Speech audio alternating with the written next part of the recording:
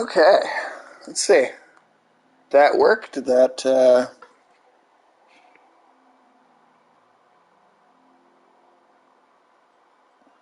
hopefully I've got...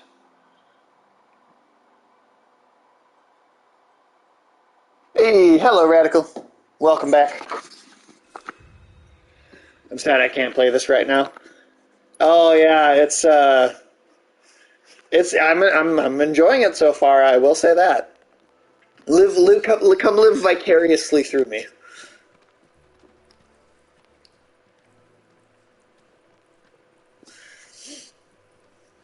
Oh, also, well, I'm on stream anyway, and I've got you in the. Oh, let's see, what is this legit on there? 3D fighting with a vengeance. Oh my god, that's funny. That's funny. I just saw that message you sent me. Um,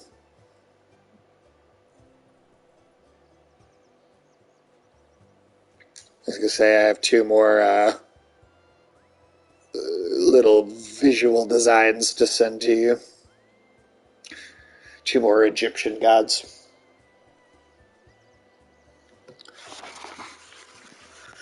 Alright, let's take care of... Let's go see what this chick wants.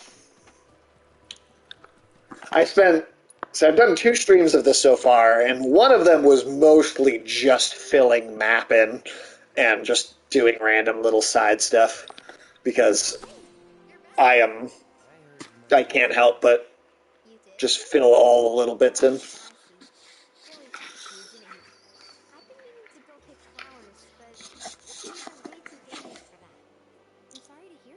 Did you play the remake part 1 or whatever you want to title it, Radical? Look really good. Thank you.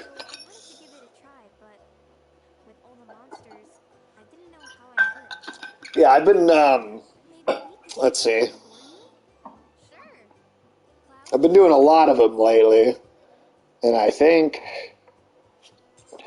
what happened to your parents?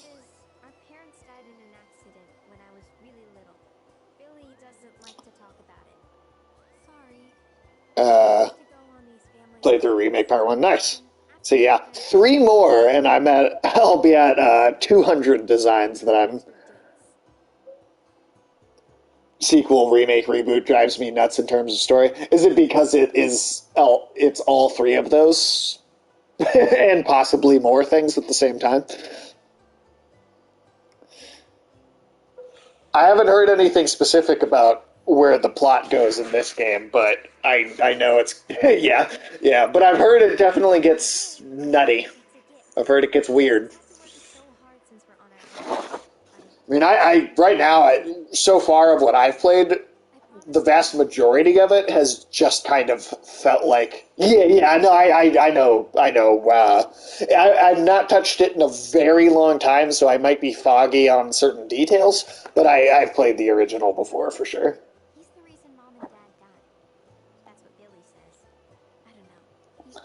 I never did play Crisis Core, though, and I am wondering if I need to have played Crisis Core for some of those stuff in this one to make sense. So far, the beginning portion of this game has been all like what you'd expect from like just a remake, and I am definitely. I'm very curious once to see. This expects you to have played the original Crisis Core, watched the movie, and played Dirge of Cerberus. Oh God, okay. Well, I have not done the movie, and by the movie you mean Advent Children. Is that right?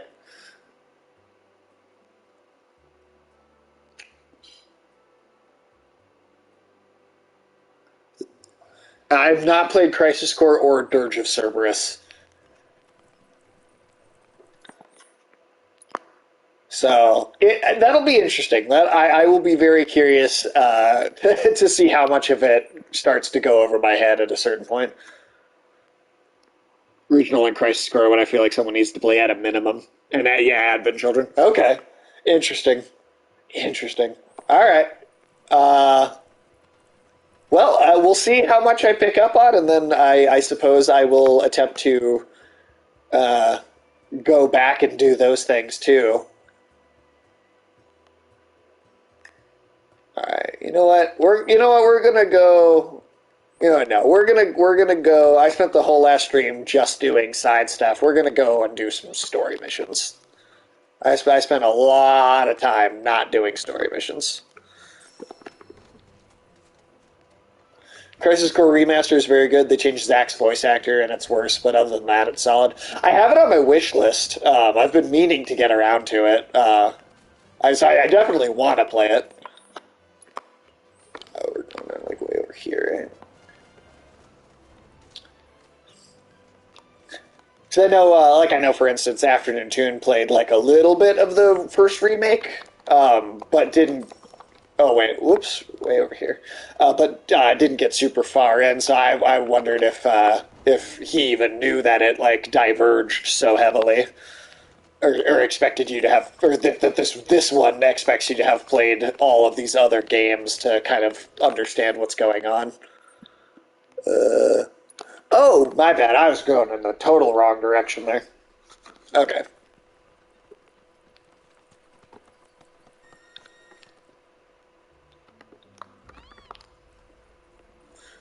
And that's just from remake part one, yeah. Well, I mean, I'm curious. Like I said, so far I have enjoyed this. I mean, I'm not, obviously for like the size of an RPG that this is, I'm not that far into it yet. But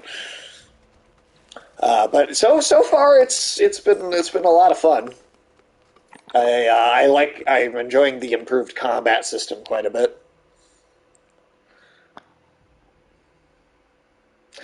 And a new footage. Wait, is there an up? Oh, I didn't know there was an updated version of Advent Children.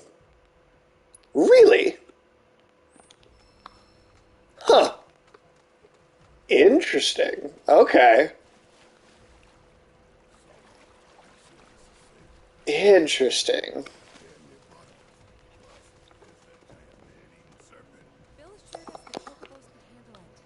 I have watched the original Advent Children. Was never a fan of the movie. I remember it. I remember thinking it felt like it was just kind of a somewhat artificial of a continuation. Like didn't feel like it really mattered. How is oh, that's way up there. How is how's Dirge of Cerberus? How's that one? So I never played that either.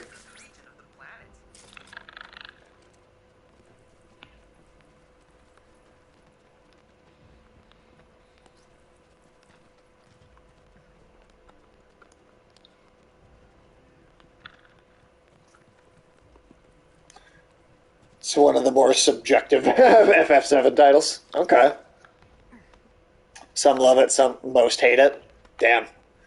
But it does kind of come up in ways that matter in this one, huh?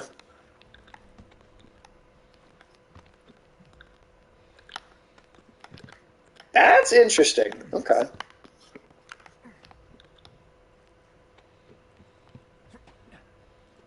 Well,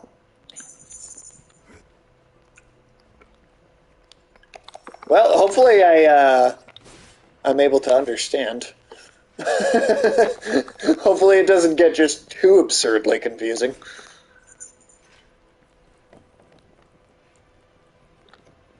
Followed the series since 8.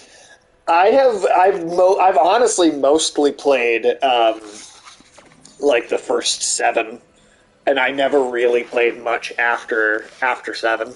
It's like I haven't played 10 or make a long story short, I will not play 16. Yeah, 16 really did I get that right? Hey, okay, cool. I did play 16 last year. It was the first one I had played. I think it was the first one since 7 that I actually played. What recommend me? What is your Not counting 7, because since I know I've played that one already, what is your favorite Final Fantasy game? Like, if you were going to tell me there was like one I had to play out of all of those other ones, not including 7, which one would it be?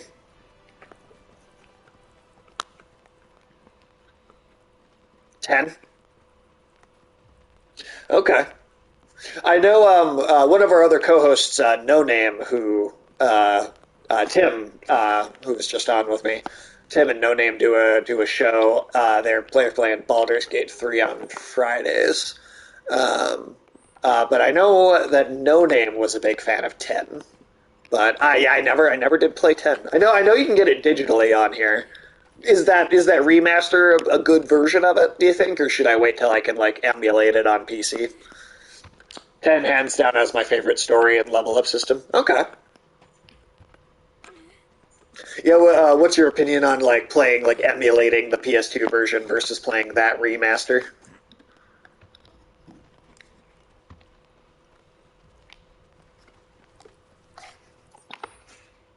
Okay, let's see here.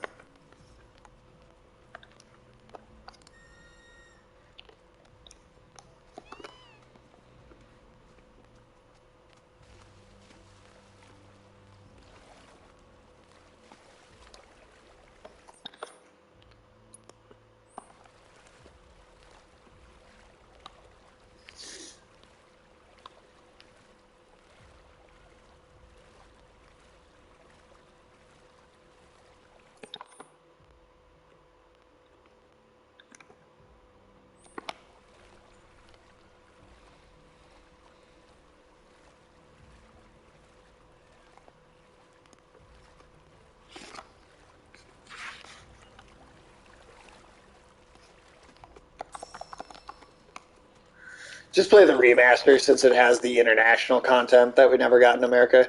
And the remaster has its issues, but stick to the OG soundtrack picked from the menu and you're good. Okay, sweet, sweet.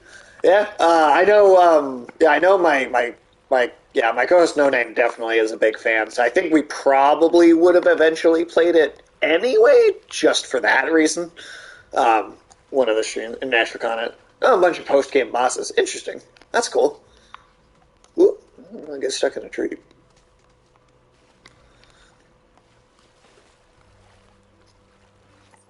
Uh, I'm also like very much have been obsessively trying to fill the entire map in as I've been playing. I want it to be neat and like complete as much as I can make it. Kingdom Hearts 2 final mix of FF titles. See, now I have no experience like at all with or the other way around. Okay. Yeah, I have like no experience with Kingdom Hearts like at all.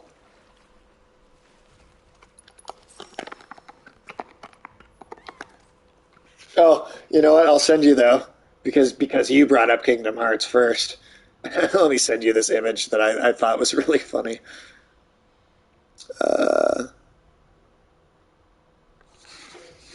oh shit! I might have deleted it. Let me go into my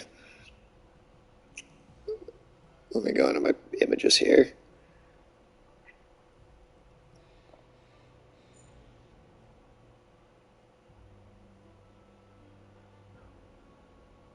Um,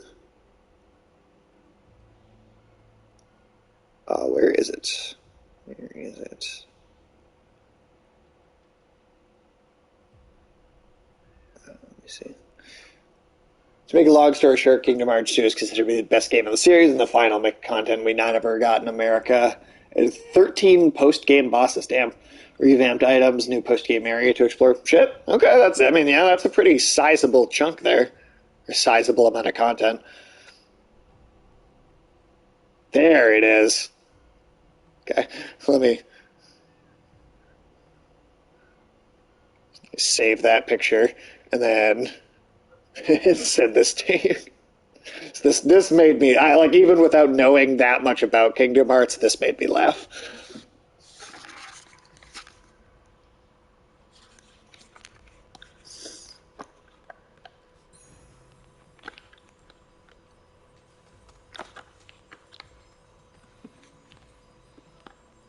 Turn around. Turn around. There you go.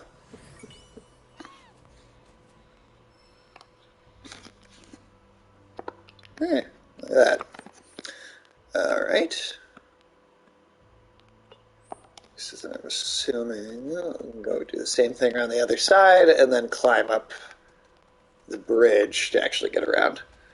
Basically, don't play the vanilla versions of 10, 10.2, 12, Kingdom Hearts 1, 2, Birth by Sleep, since they got extra content, but we never got in America, but they are on the remasters. Okay.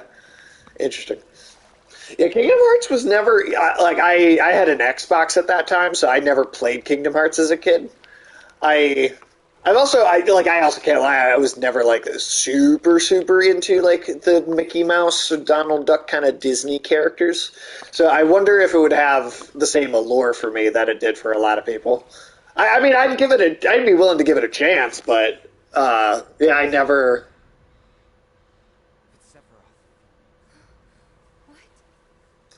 Yeah, it was never, I guess, super on my radar. And then, yeah, when I was a kid at the time, I had an Xbox, not a PlayStation, so I just didn't engage with it really. Not that I wouldn't be willing to, though. Like I said, I can see myself giving it a chance.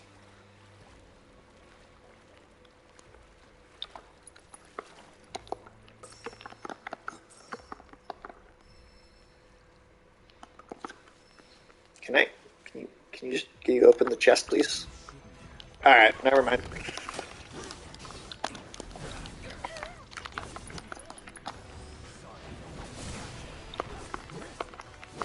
A dog?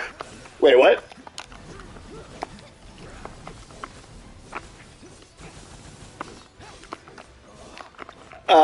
Wait, is what a dog? Story falls apart the further you get in, but you stick around for the gameplay. Kingdom Hearts 1's a little basic, but it is still my second favorite. Oh, Red 13. I I always have thought of Red 13 as more of like a tiger kind of thing, but I mean, well, Radical, you seem to be more of a um, you seem to be a bigger expert on Final Fantasy than me. Would you can think of Red 13 as more of a dog or a cat? Because I think I always thought of him as more of like a tiger, cat kind of creature.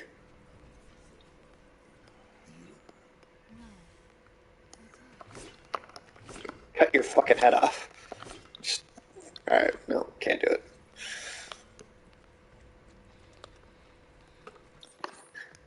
We definitely Ulysses and me started arguing about this on the stream the other day too, about because he was so a lion. Okay, yeah, so yeah, that's kind of so more of a lion.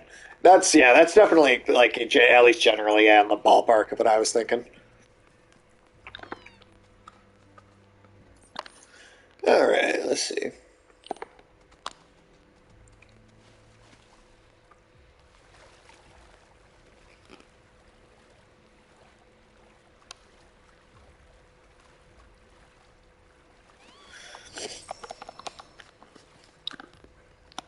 So I guess Radical, have you already seen like a bunch of spoilers and stuff about the way that the story plays out in this? Obviously, I don't want to be spoiled, but I was just curious if you already kind of seen stuff for it or seen what's kind of going on. Nope. Oh, nice. Okay. Managed to avoid it so far. That's good. That's good. Yeah, I haven't seen anything. I just know that it's gonna be crazy, but just go wait a few more months, save for PS5. Hell yeah. Yeah, once you do, I'll have to friend you on here or something, and I play a lot of multiplayer games. I do stick mostly to single player, but maybe we'll find some that we can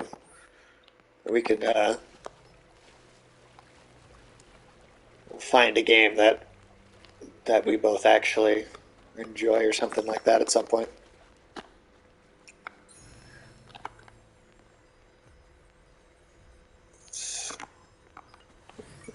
usually stick to PC multiplayer because I don't have to pay. Yeah, no, I do hear that. Well, and I mean, at some point, hopefully this year, I'm going to get a PC, so that would also solve that problem too.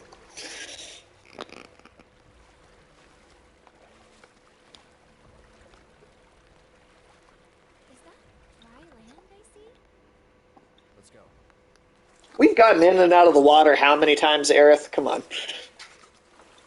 Surprised to see dry land.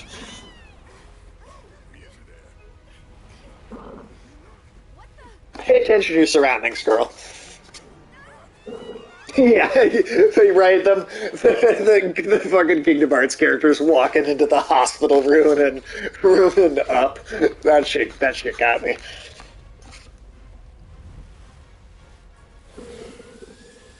Oh God, Afternoon Tune, why did you send me that? I'm giving you a puke face emoji on that one. Blah. Oh shit.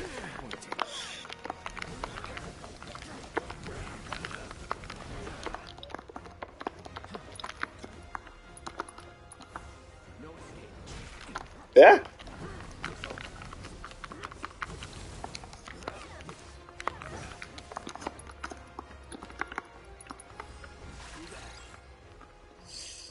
Resistant to fire, weak against blizzard. Okay.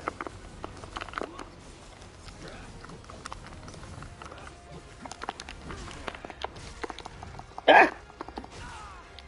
All right. I'm sorry for what I did to your mom. All right. Okay. Heal yourself real quick, and then let's see. I actually don't know if I have anybody equipped with Blizzard right now. And I don't think I can change that mid-fight, so... Right? I can't. Yeah, I can't mess with that in the middle of a fight. I don't think so.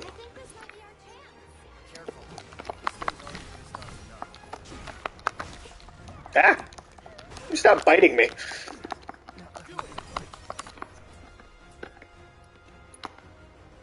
Arrow. Okay, she has arrow.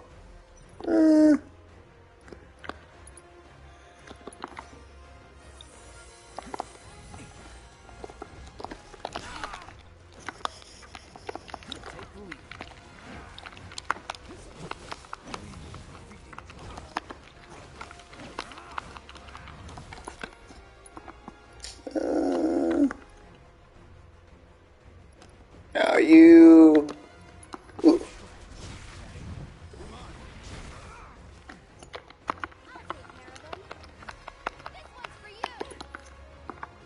Can I get a soul drain on you? Cloud, do you heal yourself? Oh shit.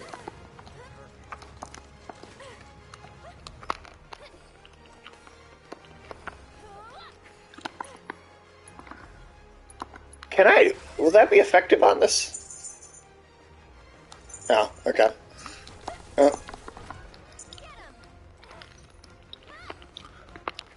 Oh yeah, no, definitely. We'll work something out to play at some point. Totally.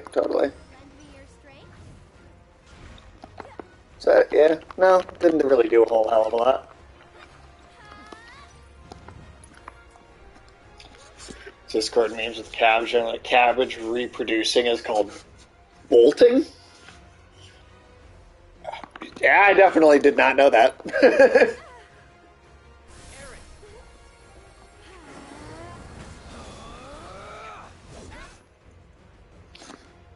Ya mama! Hey, Cal, what's up? What's up, Cal? How you doing tonight? Feeling good, I hope. Welcome in. Just chilling. Apparently, Cal, did you know that when cabbages reproduce, it's called bolting? Learn something new every day.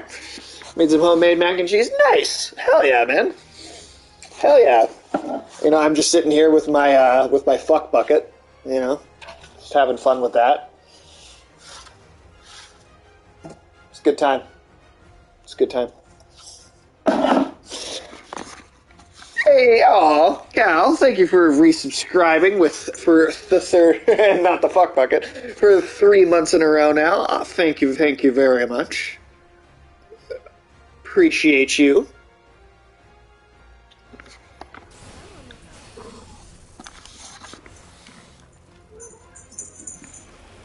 Well, now what are you gonna do?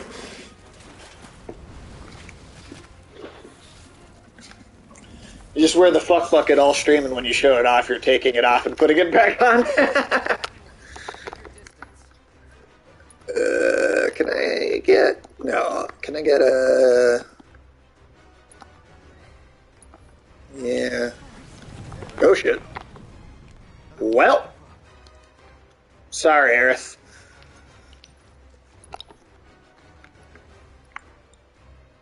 You want to see it again? And again? Yeah? Faster? Slower? Slower? Okay. Yeah, Gareth, you get back up. Come on. You're not out of this yet. Yeah, you guys want me to fist it? I'll just do like some cam girl stuff.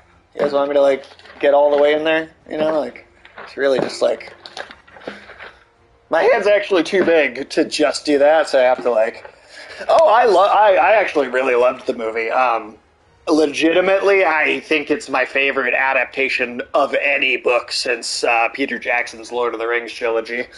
And I've been pretty harsh on some of the Dune adaptations that have come before, like the 1984 one. Yeah, I was very, very happy with it. I mean, it's not the book verbatim. The bucket it'll stretch out. You just gotta do it enough times. It'll stretch out a little bit, you know. You just gotta start slow. It's malleable as long as you start slow, you know. But no, yeah, I was really happy with it. I think splitting it in two was a very good choice. Yeah, exactly. You do like the fingers first, and then you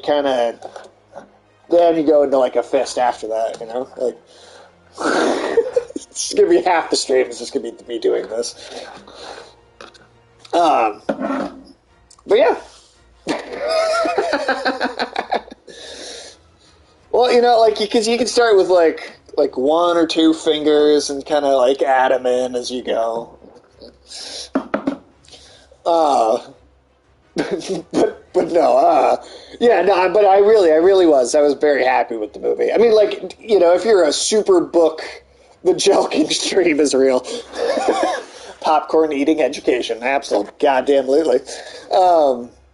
Yeah, but like if you're like a book purist, like you might still not love it because it's not 100% verbatim the book. But like I think there is a reasonable amount of change you have to make in an adaptation.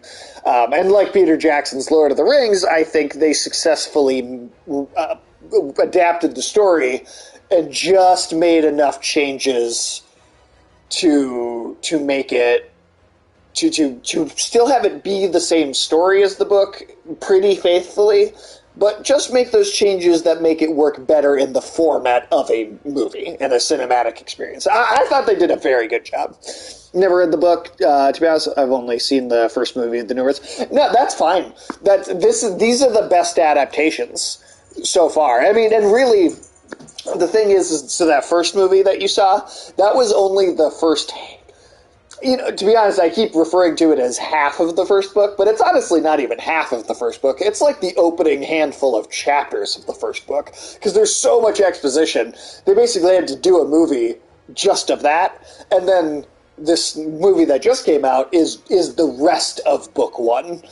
So I really think that, the one big issue I had with the first one a couple years ago was that the way it leaves off is very unsatisfying, and that's just because the book doesn't have like a good stopping point in it, but I think if you watch the movie from 2021 and then this one like close together, they work really, really well together as like kind of one big long movie. It's kind of how I see it, at least.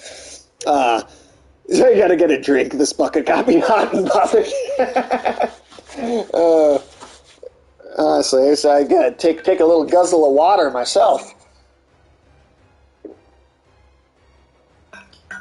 So there are 6 books that Frank Herbert wrote, and then after he died, his son wrote, I want to say 6 more. The ones that the son wrote are not as good, for sure. They're definitely not as good as the original Frank Herbert series. But right, as far as we understand, this director wants to do a 3rd movie, which will adapt all of the 2nd book, and then kind of end it there. Just do it like a trilogy. I wish he would keep going, and because I just want to see someone attempt to adapt some of the later books, because they get fucking weird. Like, I won't spoil anything, but like, they get so weird. Like, the 4th book is just batshit insane. Some of the things that happen in that story are fucking wild. Like, the first 2 books are relatively tame compared to where it goes. I just want to see somebody attempt it, because it's so weird. Sorry. I'm still getting tutorial messages 8 hours into this game. Certain synergy abilities can raise characters' limit level, which will in turn unlock more powerful limit break attacks. For example, Cloud can perform Cross Slash at limit level 1 and Ascension at level 2. You can also unlock level 3 limit breaks attacks through your character's folios. Alright. Okay. Red 13, I need you to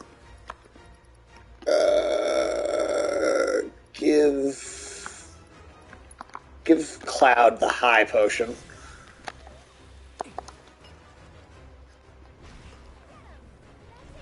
Alright, hold on, guys. I just need to build up some energy, and then I'll try and heal you, too. Ah!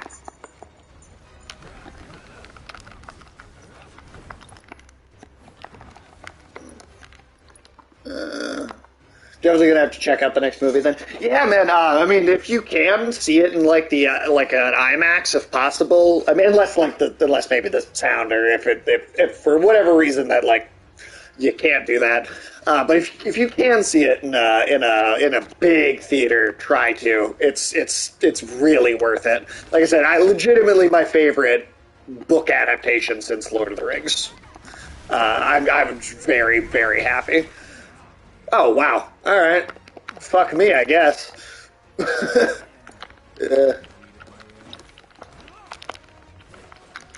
How am I liking it so far? I think it's a lot of fun so far. I'm really enjoying it. Never played Final Fantasy. Hey, that's okay. The thing is that the Final Fantasy games are all, like, every Final Fantasy game is like its own standalone universe, separate from each other. So, like, if you go like, hey, do I have to play the first 6 games to play Final Fantasy VII? No, you absolutely do not. You can just play that one. Same goes for any of them. Well, shit. Maybe I should have explored more of the open world. I thought I spent a lot of time doing that. What quote is that?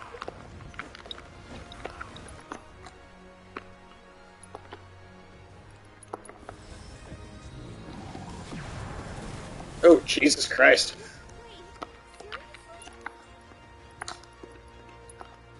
Yeah, maybe I am underleveled for this area. But no, I've been enjoying this quite a bit. The thing is that it's like the games are not totally even a remake anymore. It's like also a sequel slash like there's a lot going on here. It's very.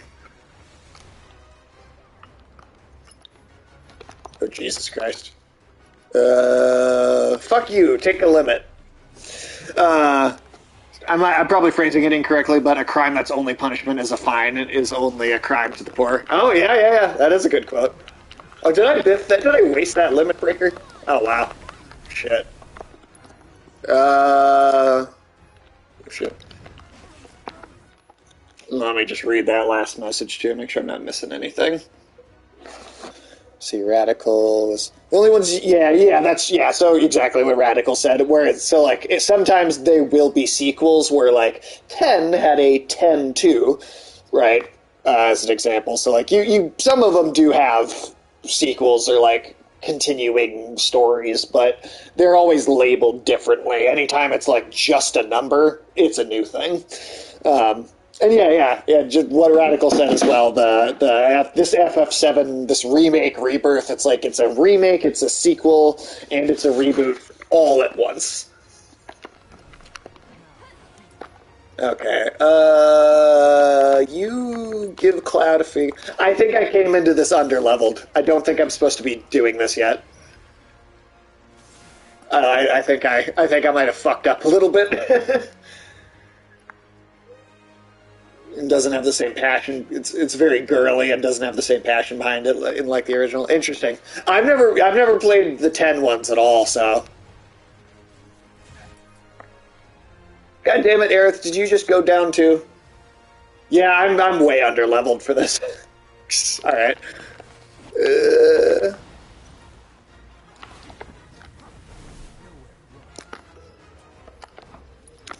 All right.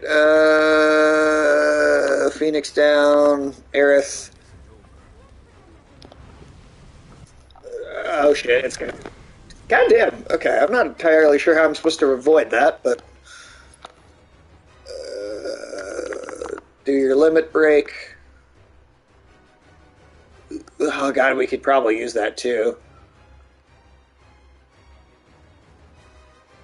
Yeah, let's do that one. We could use a damage defense buff here. Now we stagger.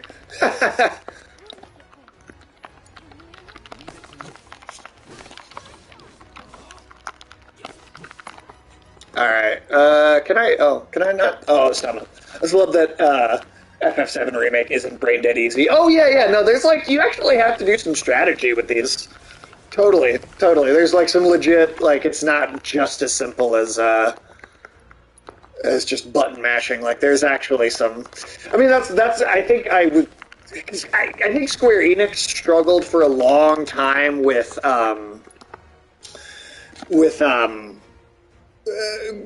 like developing a 3D combat system that feels good because they spent so long doing these turn-based games, right? And they were good at that.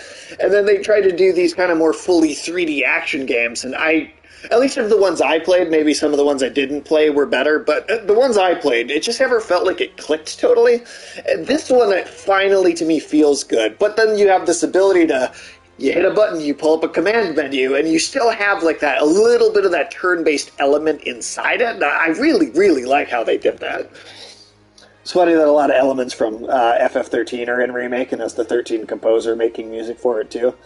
Everyone hates FF13, but I don't. I also never played 13, so I don't know. I know I've heard that opinion of people not liking it, but I don't really know what the specific reasons for that are.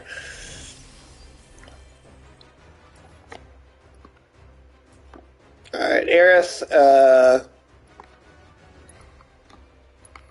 Oh.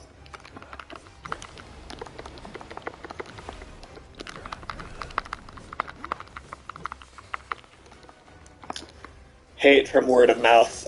More from word of mouth than actually playing it. Okay. Yeah, I really don't know the whole hell of a lot about the plot, or about too much of what F13's even about, to be honest. Oh god, oh god, oh god, oh god, oh god. Can you heal? People didn't understand Distraction and got a lot of flack. It starts out very slow. I mean, I feel like every RPG kind of starts out slow, right? Like, I feel like you almost have, that's like almost just, like if you're going to play an RPG, like you almost have to give it the leeway to start slow. I don't know. But, hey, Cal, I mean, I had a friend of mine play FF7 Remake as like their first Final Fantasy game, and it seemed to work for them pretty well. Like they didn't have any trouble understanding what was going on. So if you ever want to give it a try, I don't think this is a bad place to start. I mean, maybe with this game, I don't know. Maybe that I might, maybe I'll change my opinion once I get more into this one. But FF13 is not a good starting out. That's fair.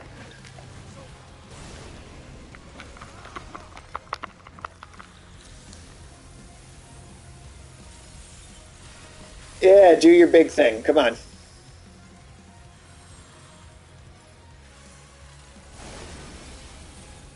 Nice. Okay, cool.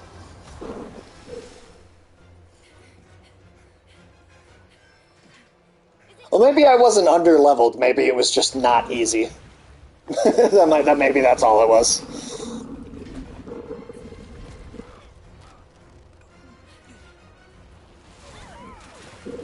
The presentation of this is immaculate, though. Like graphically, music, the kind of camera shots, the way that they pan it all out. I do think that the visual presentation of this game has been incredible so far. Let's see. Does a unique gameplay style in a way as a story that moves you forward in linear paths with small branching paths to find hidden treasures. It's like that for the first 15, 20 hours, and then it's open world. That's interesting. Like, I mean, I really do. I enjoy a good linear game too. Like, honestly, I'm like, and not that open worlds are always bad, but I have gotten a little sick of a lot of open world games. Um, and so like I'm enjoying this. This is an open world game. I'm not against them, but there are definitely times when I just am like, could we get something more linear? So like that sounds like 13 might be up my alley, honestly. I know that one is not available like digitally on like PS4, Xbox, or PS5 and Xbox. Right? I don't think so.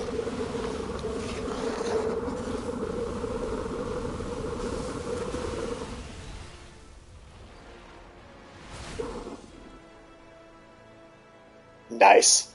That's awesome. Yeah, visually, this whole, I mean, they've done an amazing job. PC's your best bet. Cool. I'll add it to the list of stuff that I'll get to, that I'll try and get to once I get that PC finally.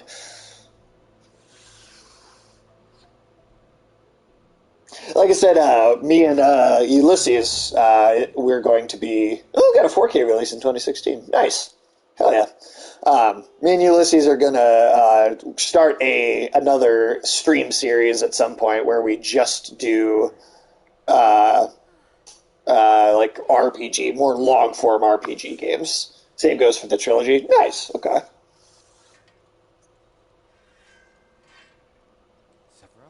Kind of diversify the types of games that we play even just that much more a little bit.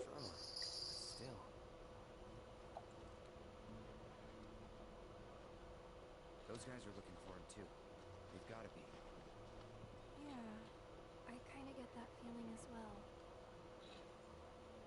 Let's not lose him. No, Cal, it was thanks for having me on your stream last night, though, man. It was very fun to uh, come hang out and play some Helldivers. I enjoyed that quite significantly.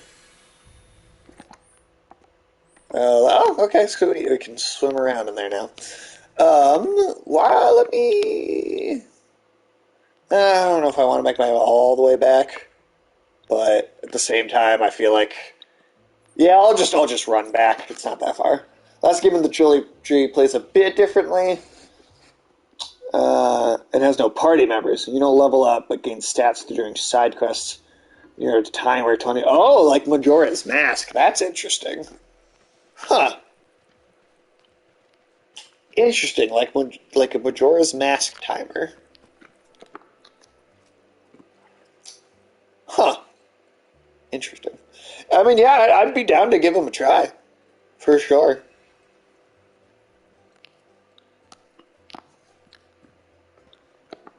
Let's see. Do some upgrading.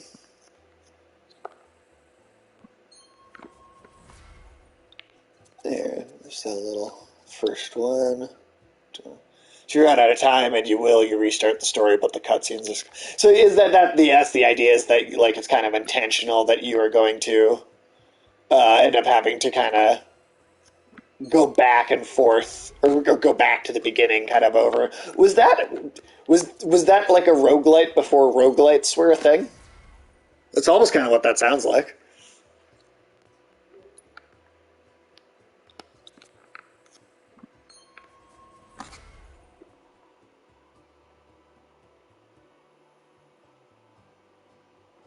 No. Okay. Not quite the same thing. Okay, just like Majora's Mask. All right, fair enough.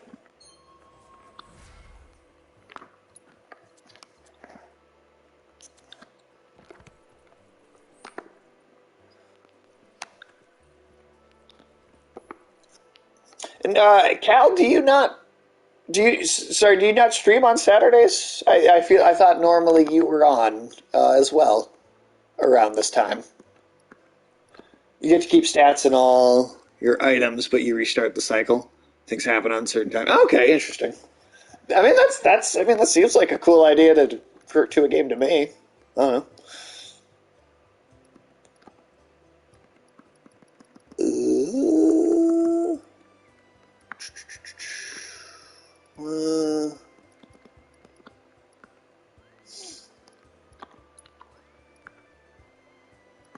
Yeah, I don't need that many. Let's just get like... Yeah. I'll be good enough for right now. Okay. And let's run back.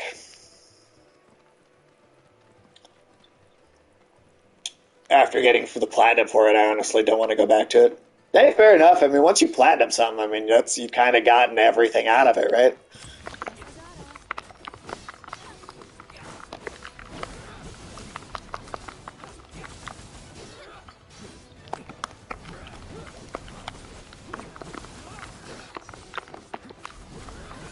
I think I truly recommended the original 13.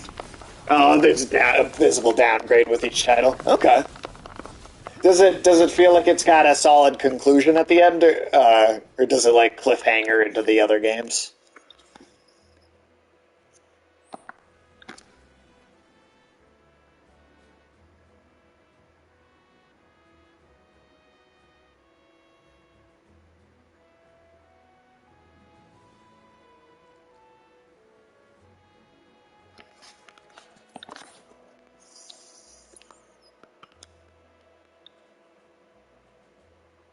Okay. Well, I mean, at least that means it's like a pretty, like you can play it as a one and done.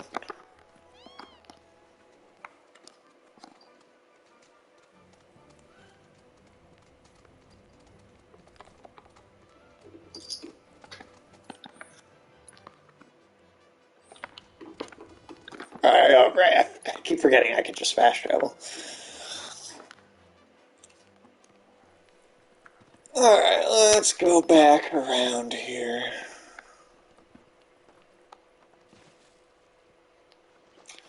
13.2 has time travel and monster taming, but the same gameplay formula, but all the post-game content was locked behind. But gotta hate that shit, right? I have the Chocobo theme as my island theme in Animal Crossing. Ha, nice. That's awesome. Even if you haven't played any of the Final Fantasy games, it doesn't stop you from appreciating the music, right? Because that shit is some amazing, amazing music. Even never having played FF, I adore the aesthetic. Well, and that's the thing too, is like the aesthetics change really significantly from game to game, at least of the ones that I do kind of, because like the first six are like the original six ones are like straight up like medieval fantasy, and then 7 was the first one to do the kind of like techno kind of sci-fi fantasy thing. On Steam, it's not an issue since it's built in and it's 20 starting out, but you can find deals for 5. Hell yeah. Hell yeah. Yeah, no, I'll definitely put that on the list for me and Ulysses' RPG show. That's definitely going to be a thing. Definitely going to be be a thing.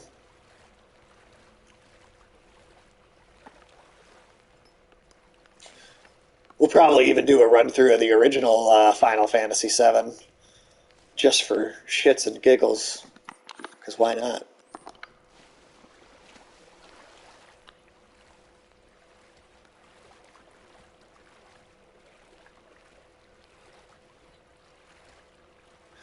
Also, Cal, I don't know if you notice the sword on Cloud's back and how similar it is to Guts' sword in Berserk, but it's it's not far off. I'll say that.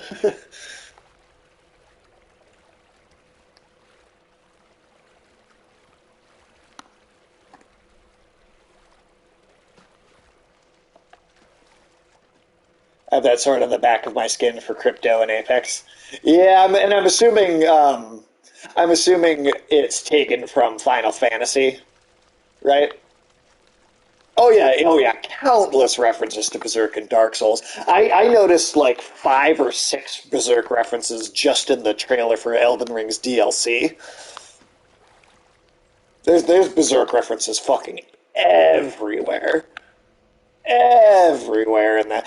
I mean, Berserk permeates pop culture to such a degree that because because Berserk itself is it's not as popular as some of the other things that are influenced by it, right? That a lot of people don't even realize they're seeing a Berserk. There's a Berserk reference in Avengers in Infinity War, I guess, and Endgame too, but it's kind of the same reference to like just twice. But there's a Berserk reference in the highest grossing films like ever made, right? Like, to be honest, I wouldn't be surprised if Dark Souls got people to get into Berserk. Oh, totally, totally. I'm positive that happened. If nothing else, just because Hidetaka Miyazaki is so open about that being a big influence for him.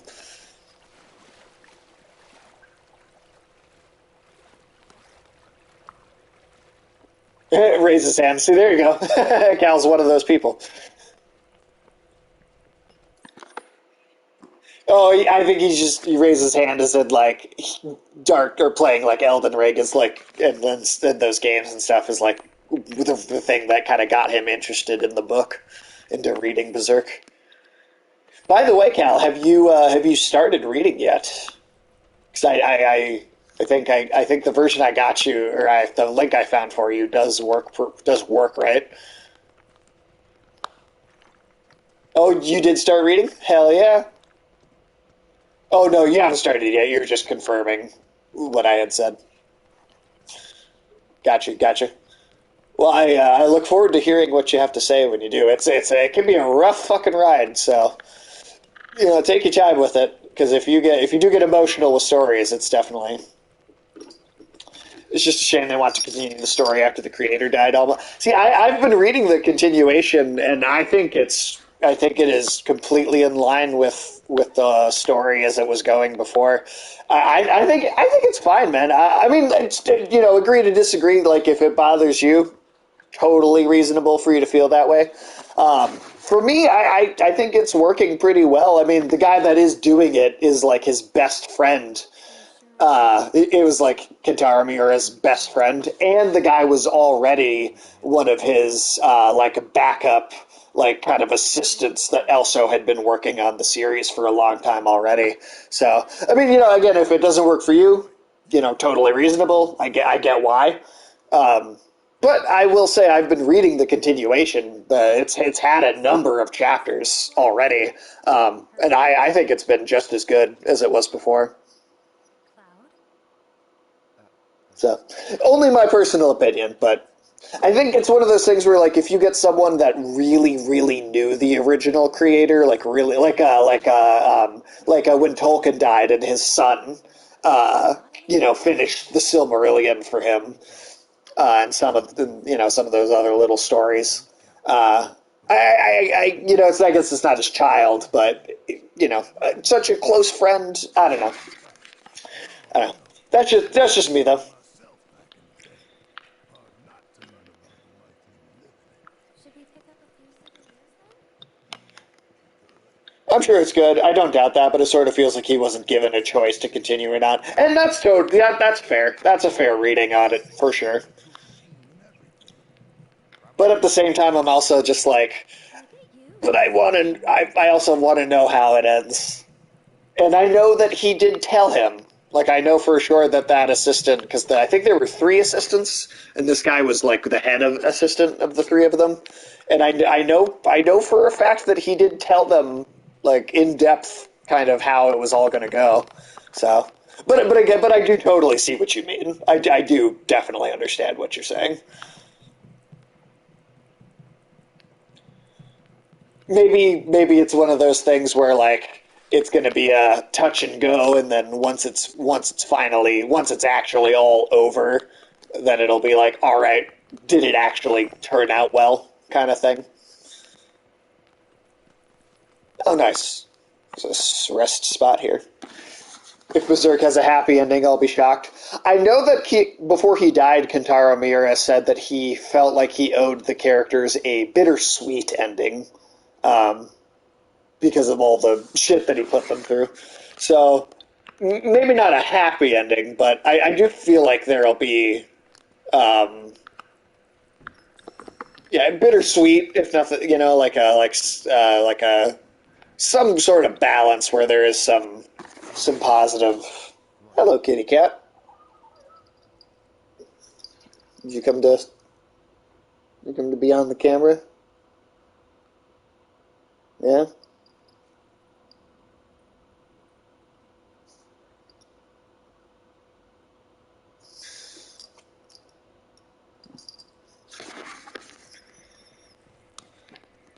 But yeah, I mean, hey, fingers crossed if it. I will say one thing that is funny about the newer chapters that have been continuing is that they are also like for a little while they were actually putting them out um, uh, really consistently, but now they've kind of started taking a lot of breaks the same way Kentaro Miura did. Which, if that's a sign that they're going to follow, his plans faithfully, then I am all for that. Like then I'm happy with it. But yeah, I guess I'll let you know what I think when it ends.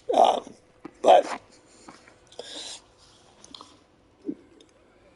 now, JJK's declaration of how JJK is going to end has me worried. What was his declaration? Because I mean, honestly, I kind of hope he just fucking kills every single character, and it's just a complete horror movie shit show at the end.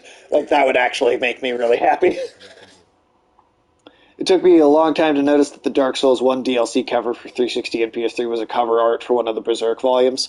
Oh shit, I didn't. I don't think I realized that. That's awesome though. Also, Cal, as you do read Berserk, I can't wait for you to start pointing out the like Elden Ring references that you come across as you read it. Either one person in the main group will die, or all but one will, and someone is going to get eaten. Hey, nice! I mean, what's a story without some cannibalism, right? sorry to I definitely have to have Ulysses read or watch JJK then if there's going to be cannibalism in it. He'll be super into that. Of course.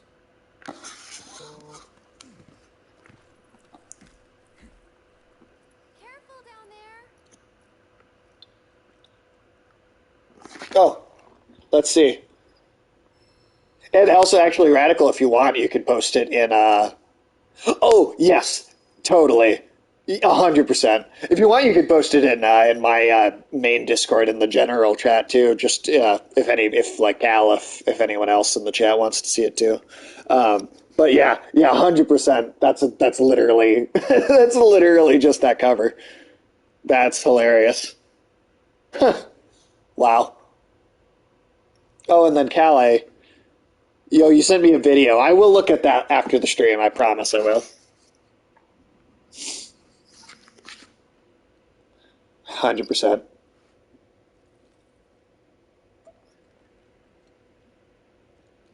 Yeah. Yeah, that's so. Yeah, Cal, if you check the my Discord server in the general, that's it's 100%. It's the same image. I love that.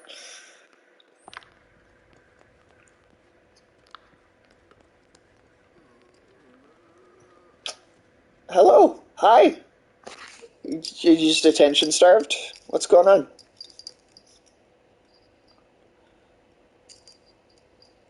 I swear, I could be doing nothing important all day, and this cat won't come for attention. And then, as soon as I'm like doing something, or my hands are busy, then she's just like all over me. Like, please, please stop what you're doing. A video in your general about Berserk? Sure, like an analysis video, or I guess the only thing I'll ask you to do is give it like a spoiler tag if it contains spoilers. That's literally the only thing. Otherwise, yeah, go ahead. Feel free to post it. That's that. All done. With some itty bitty snakes there. Oh,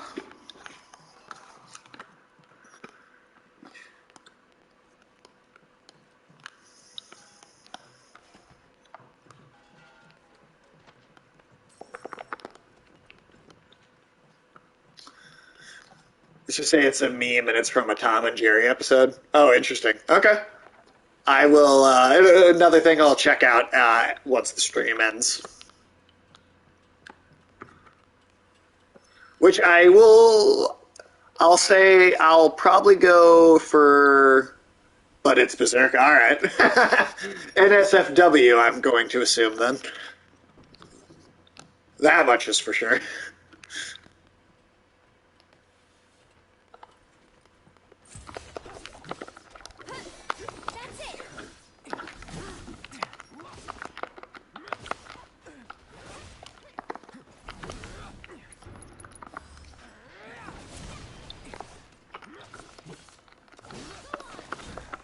Yeah.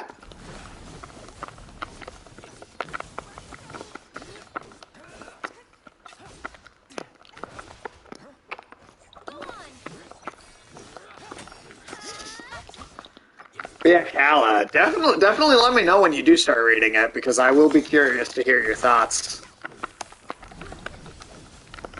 Especially considering it is fucking it is such a brutal thing. Oh, you know what? I have seen that meme, and that's actually pretty funny. Yeah, oh yeah, no, it's a dark sense of humor, but I do think it's funny. I have seen that meme before, but because of some of the reaction that other people have, people that don't really understand Berserk see or the way they think fans of it. Yeah, yep, nope, I know exactly what you. 100%. Like it's that thing too, where like a lot of people cannot comprehend the idea that like something be fucked up happening in like a piece of fiction. Like some people really genuinely will see that and then think that that fucked up thing happening is somehow like the author like endorsing like an evil thing when it's like the villain does it and it's like clearly depicted as evil and wrong.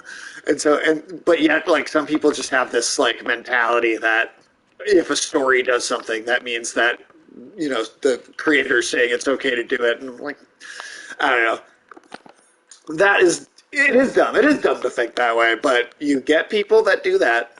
You get people that do that. And, I mean, you have people that just, and then you have on the other, yeah, evil exists, and then you have people on the other end that will like identify with a villain in a story too hard to the point that they think the villain's the good guy, even though it's like they're very clearly the bad guy. I mean, Fight Club is like a very classic example of that. And the massive internet shit show that happened with Attack on Titan, especially when the book chapters were coming out. Same kind of thing, right? Like some people get mad because it's oh no oh no, yeah, just the The cover image comparison. Hell yeah, yeah. It's like the same thing, right, Cal? It's like literally the exact same like image, like verbatim.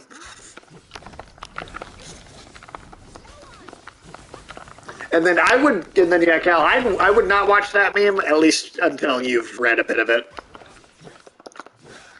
Isn't realistic, but why wouldn't it happen? Yeah, no. I mean, it's fucking.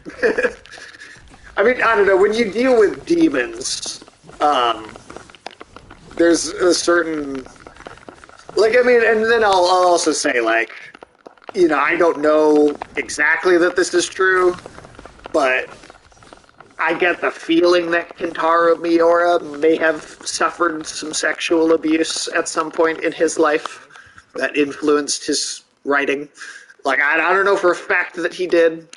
I just, I get a certain sense that he maybe went through some fucked up shit when he was a kid, and that's part of where his, part of why some of his writing does what it does. Yeah, I'd be shocked. Exactly, I'd be shocked if he didn't have some really traumatic things happen in his life. And I mean, ultimately, again, like I'm, not spoilers, but I think Berserk's story is kind of beautiful because it is about like there being like a light at the end of the tunnel after like really extreme trauma, and the idea that like there is something better to come after some of these like kind of awful things that happen. Yeah, the Golden Age arc. Yeah, yeah. Oh, yeah, yeah, yeah. Torture. Yeah, absolutely. But like, I really do think that that's kind of what Berserk. Again, I'm trying to be as not spoilery as possible, but I really think that Berserk has like this kind of beautiful, optimistic message at its heart about the overcoming of trauma and being able to move past trauma. And so, I mean, like, it's because like if it was just being edgy and dark and fucked up all the time and it never did anything else, that'd be a very different conversation, right? But it does, I think Berserk balances out the really fucked up sad stuff with, really great character progression and people kind of moving on and developing and changing and kind of overcoming. And I think that makes all of the dark stuff feel like it has a purpose and a utility within the storytelling. Oh shit! Oh my god, Chris! Chris, thank you so much for the raid! Welcome in! Welcome everybody! Hello!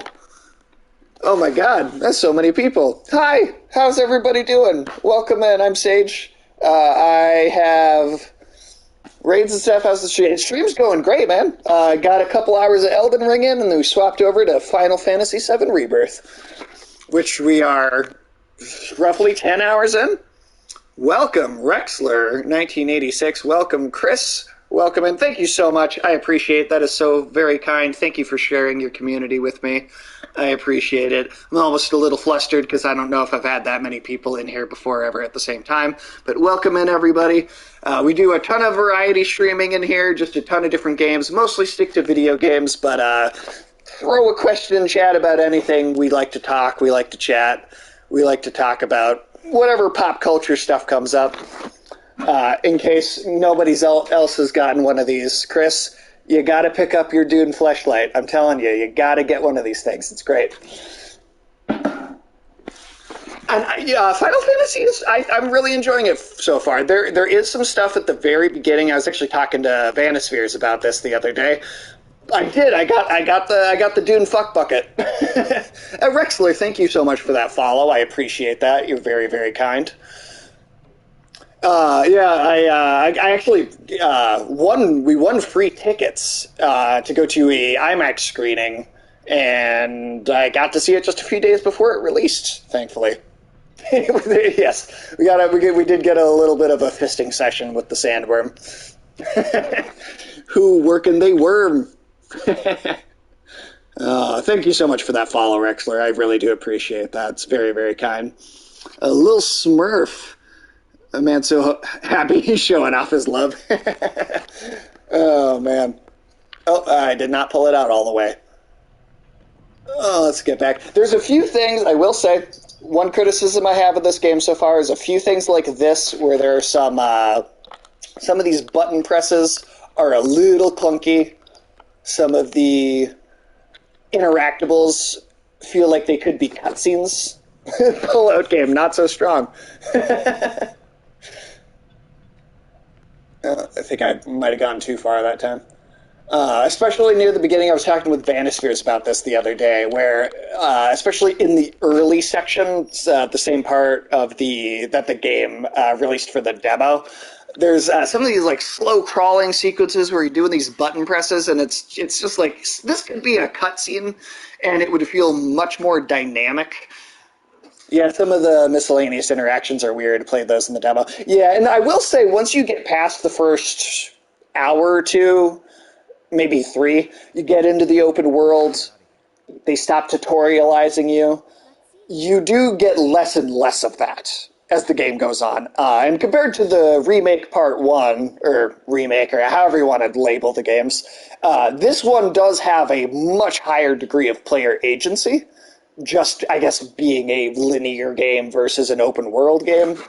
But it's working for me really well. And the combat, I don't know how you felt about the combat in the first one, but I did feel like it could be maybe a little clunky at times. And this one, I think, just feels much smoother. You've got the combo attacks between the multiple characters, your like tag team type stuff. A lot of like quality of life improvements that just make everything feel a lot smoother and faster, and it just clicks a little better. But how did you enjoy the demo? What were your thoughts on it? I'm curious to hear. Yeah, I 100% agree with Radical. The air combat was rough in the first one. I'm an old school FF player. I missed the turn-based combat. Yeah, I hear that. I really do. I really do. And I mean, honestly, because for a long time, I feel like Square Enix tried to do these 3D action combat gameplay systems. And I just feel like Final Fantasy 15 is a good example where I just didn't think they were fun to play. They just didn't feel good. And I think the FF7 remake is the first time I think they kind of got it down and really started to just to make it feel satisfying. It's like, especially if you're comparing it to like Final Fantasy 15, I really did not think that that one worked or was very fun at all.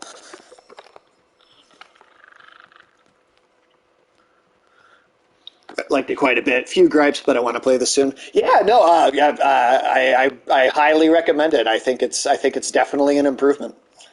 That's because Final Fantasy 15 is garbage. Tried to scrap Final Fantasy Versus 13 altogether.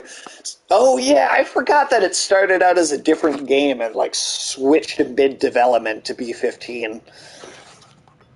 Yeah, wow, I completely forgot that they did that. Chris, question for you. What is your favorite Final Fantasy game out of all of them? Like if you were going to recommend someone that never played Final Fantasy one game to play, which one would it be? Didn't care for 15 either, still need to play 16. I liked 16 more than 15, but I still had I had some similar complaints about 16 as I did 15. I think it was better than 15, and it did come together a bit more. It felt more like a Devil May Cry, but at the same time, if you're a fan of the turn-based games, and that's kind of what you wish they would return to, it still might not work that well for you. Let's see, Final Fantasy VI. Hell yeah. That's such a good one. Yeah, 6. So I played like the first 7, and then I never touched them after that. I really didn't. And I tried 15, bounced off of it. And then I played 16. I did finish 16. I played it all the way through. I didn't dislike it enough to drop it, but yeah, I still ended up just kind of thinking it was okay. So basically, developer got fucked out of working on it and had to make Kingdom Hearts 3. Now Kingdom Hearts 4 is literally going to be a Kingdom Hearts version of Versus 13. Wow, Square Enix is just all over the place, isn't it? Just I feel like that company is such a mess. Have they given up on the NFT stuff finally? Because I know they were going really hard on the NFTs for a while there.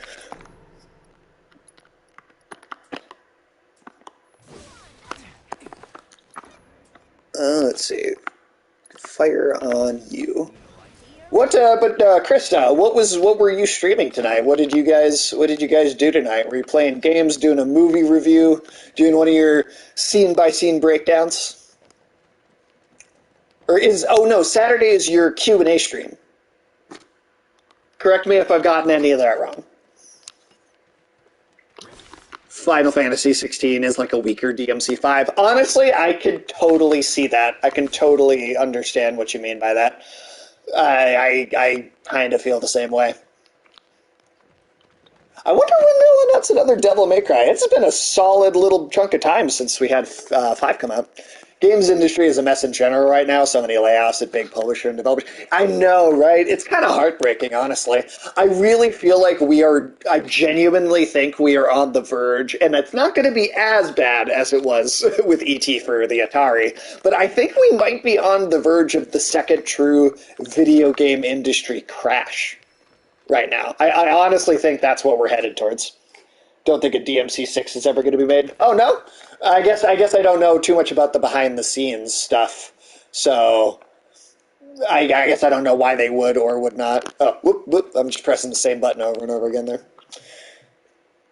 Did a Q&A and a review for Green Day's American Idiot. Oh, nice, nice. Yeah, I haven't watched any of them yet, but I did see that you started doing the music reviews, which is really cool.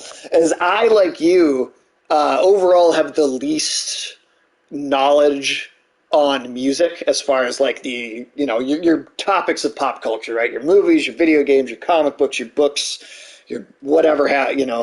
Music is just the ones that I just know the least about. So I'm honestly always looking for recommendations. So if you ever have one, throw them at me. So the dev wanted to be done with Devil May Cry after 5. Well, I mean, hey, you know what? If that's the last one, I did like it. So if nothing else, they could go out on a good note. Let's see, I agree. I think a crash or something close to it is about to happen. Yeah, I mean, you talk about the ballooning budgets. I mean, like, I know Spider-Man sold like 10 million copies and made its money back, but like every one of these big AAA games is costing $200-300 million. I mean, that's just ridiculous. That is an absolutely ridiculous budget for these video games. And you look at, I mean, if you go over to the indie space, there is so many cool indie projects, so many interesting experiments happening on that side of the games industry. I mean, what I think, honestly, what'll happen is there'll be a massive reduction in AAA projects. You'll still see some, but it'll be, you'll get a couple a year, and we're going to return to something like the PlayStation 2 era, where you're getting a lot of like AA development. And that's when you look at games that are coming out on a frequent basis, you're looking at AA stuff like that RoboCop game that came out. We got another first time come to Random John C. Again, correct me if I say your name wrong, please, anyone. Correct me on that right away. He went to work on Dragon's Dogma 2. Oh, interesting. Okay. I did not know that. So indie games always lead with the creativity. 100%. Yeah, they're doing some wild stuff in indie games lately. I mean, we got a Jet Set Radio sequel after 21 years as I think a phenomenal indie game. It's not like the PS2 era where you had just small groups making games for the most part. Yeah, exactly. Like it's either it's either one or the other, right? I think we might see a return to mid-tier stuff. Yeah, that's what I think is going to happen. You'll get indie stuff and mid-tier stuff, and there's something that doesn't like me over here. What was that? Where was that? Well, something doesn't like me, but I'm not sure what it is. What was it? Just came out in did this just respawn? Came out in 2021. Just played a game called The Forgotten City, and it was made by 3 people, and it I'd say clowns 90% of the AAA stuff that came out in 2021. As far as like it's got some janky elements to it, but in terms of its writing, its narrative and its script was so well done. There's a reason it won like an Australian Writers Guild award, right? But I think you're just going to see way more stuff like that. I'm also definitely lost and not entirely sure where I'm going right now. Where are we at? Where are we at? Try going back up here. But yeah, oh yeah, Team Silent was 10 people. Yeah, we need to reduce. We need to reduce. Things need to go down. And also like it's also driving up the price of video games. I mean, with these things being $70, I mean, what there's people talking about stuff like Grand Theft Auto 6 being $80 maybe when it, and maybe that time with that specific game, maybe that one's worth it because it's got so much content.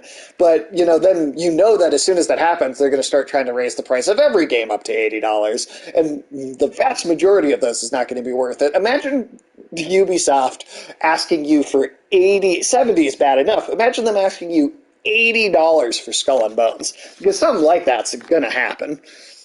Say, FNAF created horror genres for children's games, Stardew Valley revitalized farming games, and on another scale, Pal World gave us what we've wanted from Pokemon for years. Exactly, yeah, 100%. I mean, when it comes to just sheer creativity, a lot of these indie games are kind of kicking the big industry games' asses, right? Like, let's see, I might have gotten turned around. Is this where I came from?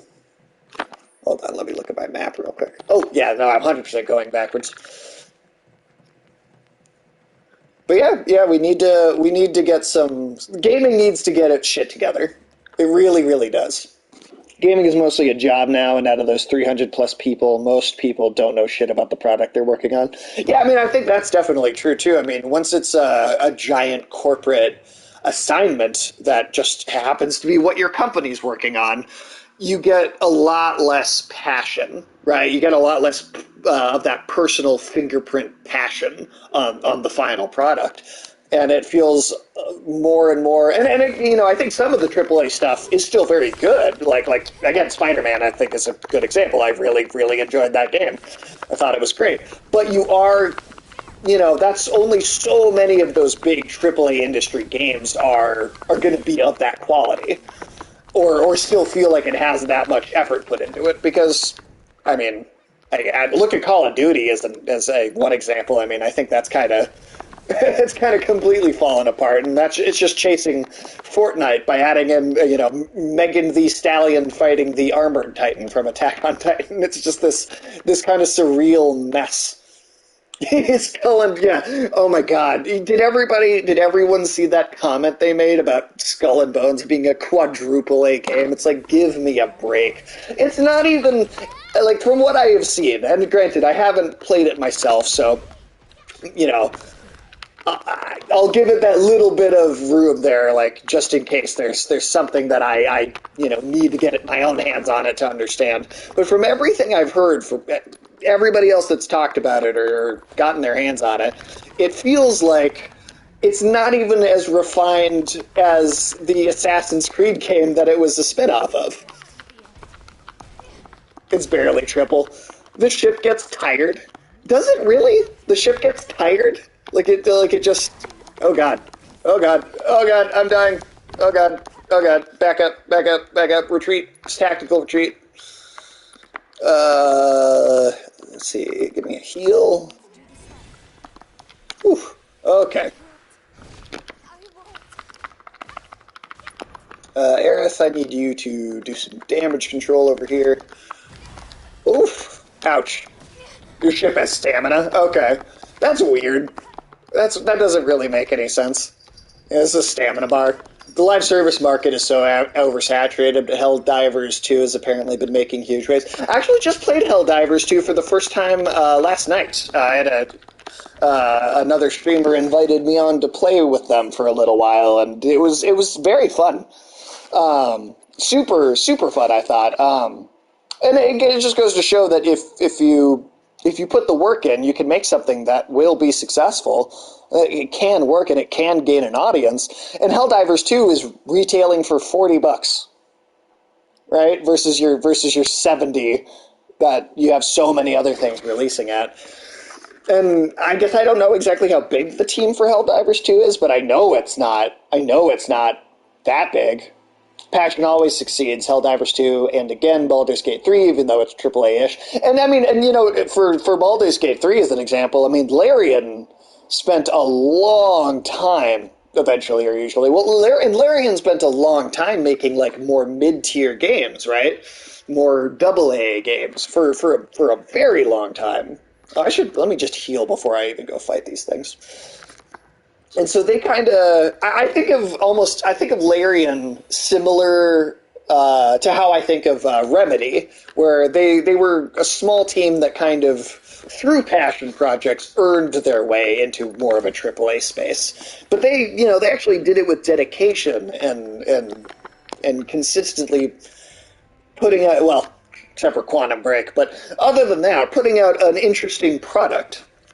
It's funny to think Baldur's Gate 3 in early access was considered mediocre at best. Yeah, well, hey, I mean, they put enough work into it, enough time passes. I mean, honestly, give it a few, another year or two, and, when they put out the Baldur's Gate 3 Enhanced Edition, and it's done being updated, it'll probably be, once it's like a fully complete product, then it'll be, I'm sure, like, really, really great. I'm honestly kind of waiting until that happens.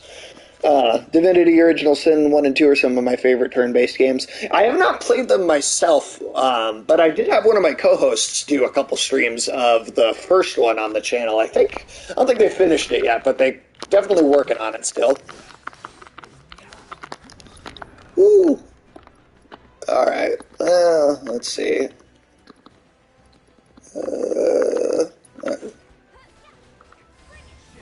I don't even know if that's going to do anything. Chris, I'm curious, what game are you currently working on your stream, or do you have a few different ones that you're doing? Oh, enough for that.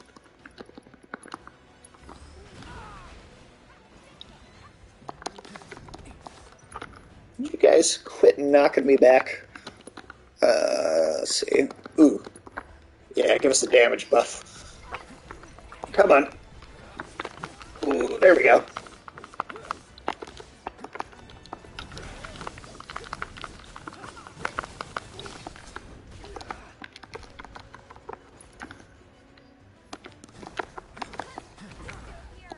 Ouch. Ouch, that wasn't nice. Come on. Playing Baldur's Gate 3, but I had a mod patch issue that corrupted my game. Oh no! It didn't ruin, like, your whole save file, did it? Oof, that sucks, man. I am sorry to hear that. Were you, how far into the game are you? Were you, like, was that, like, a major loss of progress? Because I know that's definitely not a short game, that's for sure. Gonna move on to FF7 Rebirth or Helldivers next. Hey, if you're playing Helldivers, what system would you be playing Helldivers on, out of curiosity? Also, anyone in my chat that was here before the raid, please go follow Chris Herman. He's an incredibly kind, incredibly cool streamer that has sent people my way, and I would love to do the same thing for him. If you enjoy listening to me talk about video games, you'll definitely enjoy listening to him talk about video games.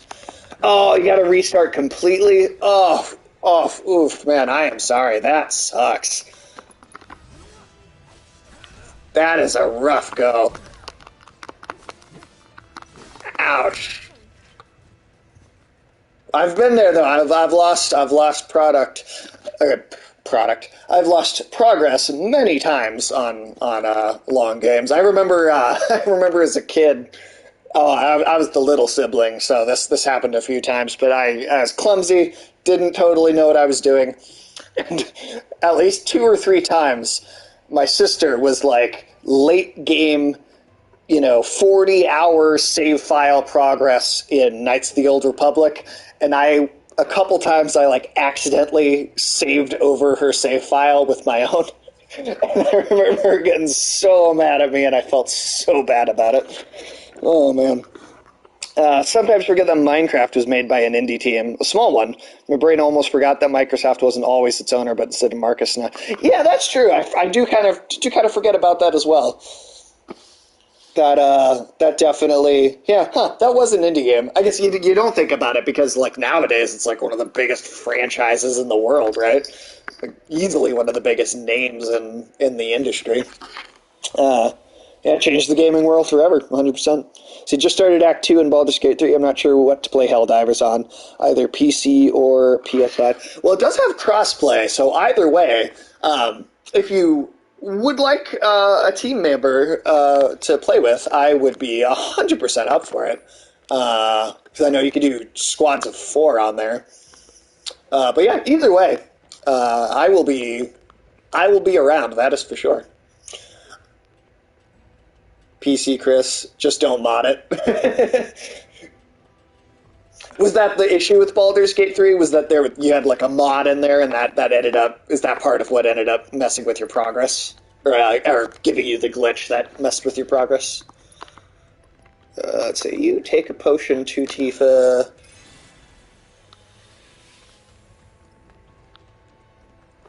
You know what? Honestly, one more. One more. It's crazy to think how depressed Notch was in 2015. He sold Minecraft for $2.5 billion and couldn't find much passion to do anything.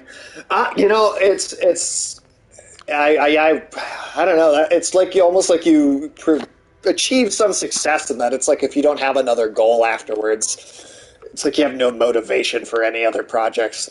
I hope that never happens to me. Sure, I can definitely do multiplayer. I'll let you know when I get the game. Hell yeah. I'm still around if you ever want to try and get back into Returnal. I'm still game for that. If you ever want to try. I don't think I have anything there. Let's see, can I buy high potions? Oh, I wasted all the potions and there was a rest bench like right around the corner. Oh no. Oh well. Just give me a few more of these. We'll be all right.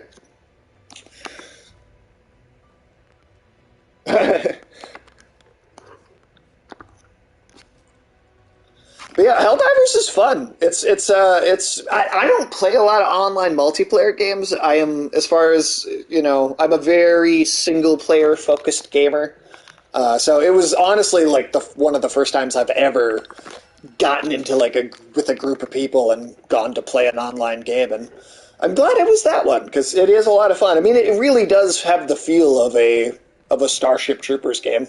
Like, I guess you don't really need a licensed one now, right? Because that kind of takes its place. Holding up okay? These can't be worse. You've been instructed to take some time to yourself. To relax. Recuperate. Correct me if I'm wrong, but that sounds a lot I'm gonna like go eavesdrop. Let's do some eavesdropping. vacation. Well, more or less. Lucky. I could use an all expenses paid vacation. Wait. Probably misses it. What's wrong? Nothing. Just keep talking.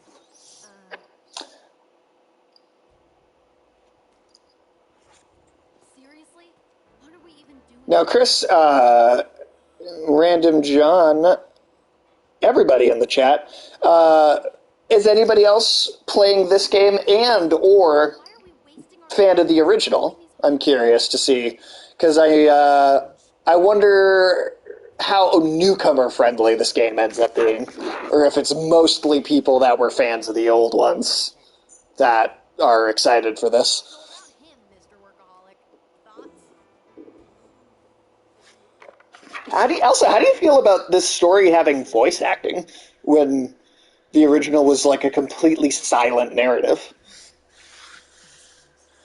Who's there? She was not quiet. just didn't try and be. It's funny. Played Final Fantasy VII way back in the day. I played the remake a few years ago. Awesome. Yeah, I mostly just know the first 7. I didn't play 8 or 9 or 10. I've had 10 recommended to me by quite a few people. But my experience kind of capped out with 7. And then a little of 15 and 16. But there's a big gap that I'm just not familiar with, kind of right in the middle of the franchise.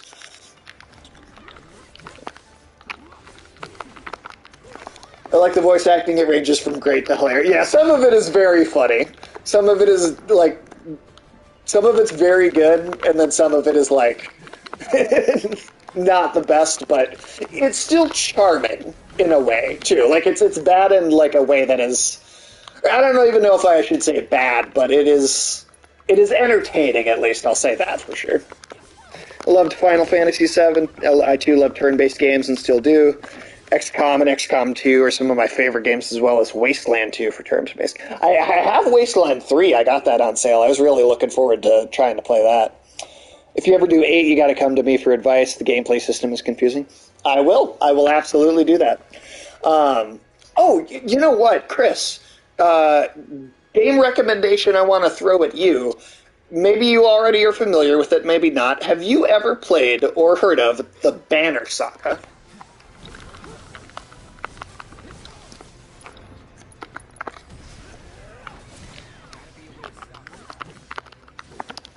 XCOM is also great, absolutely. Love some good old XCOM.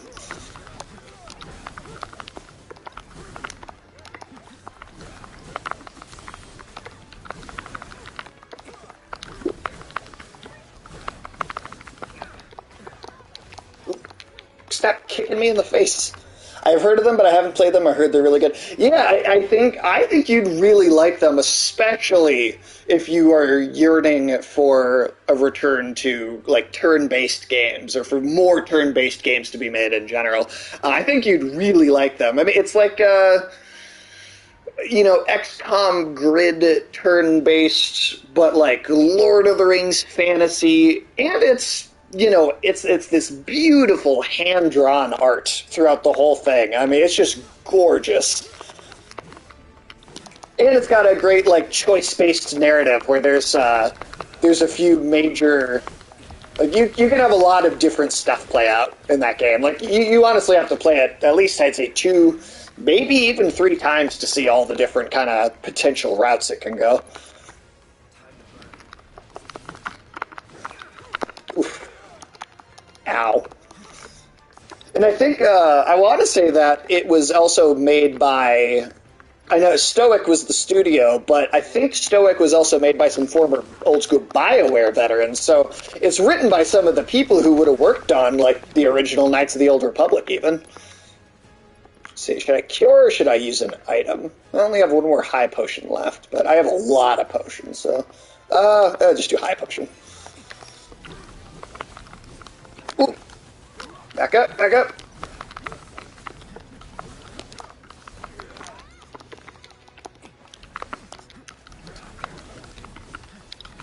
Come on. There we go.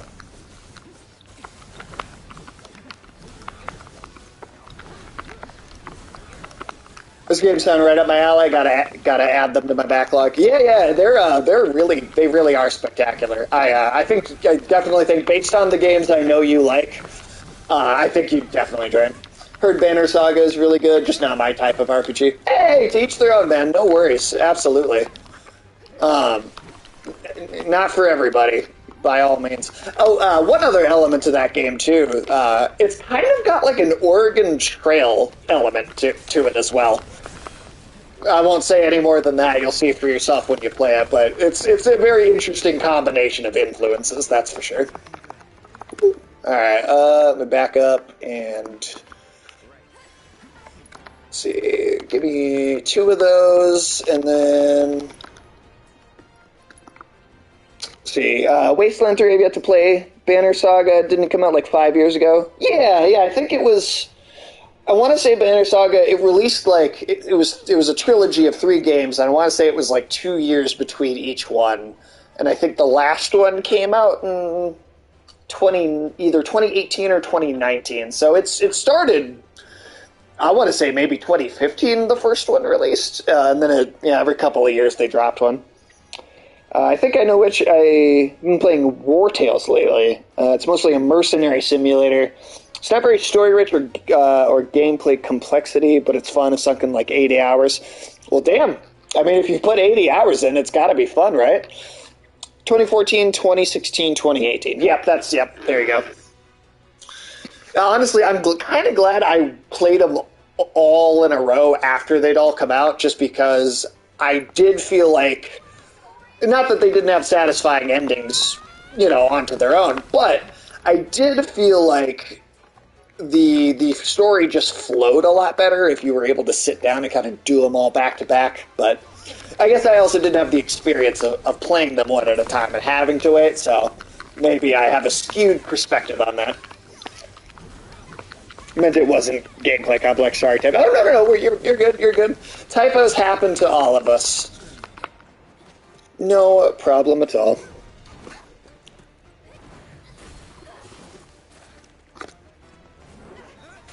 Oh, Chris, I might have asked you this already, but did you get your sandworm fleshlight? Did you have a chance to go get yours yet? Or even just see the movie. But, I mean, the fleshlight's obviously the important part. That's why you're really going. The movie's just a bonus.